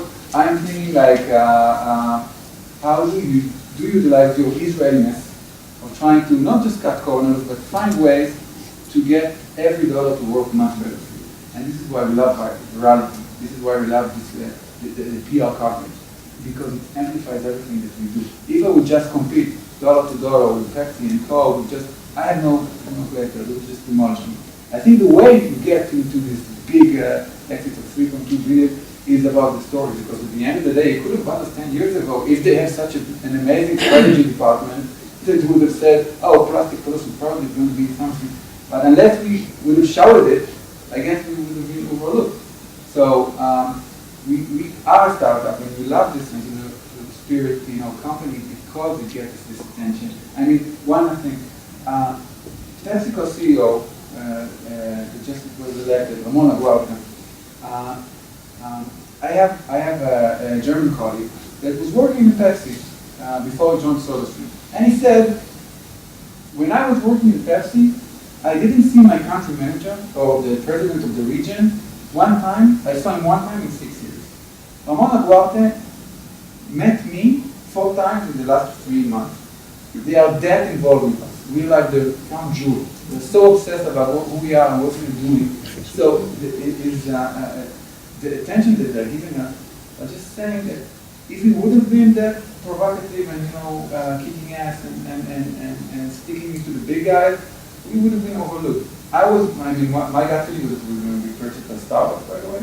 It didn't happen. But PepsiCo has a really clear agenda of being much more forward towards sustainability. So I think our chutzpah, in a way, is what got us there. And I truly believe it, and we try to keep, build a strategy around the chutzpah. So this is how I look at it. In fact, what we heard right now is a very good example of guerrilla marketing at a different level. Definitely guerrilla marketing. And this is something startups do all the time. Turning air into gold. Thank you very much.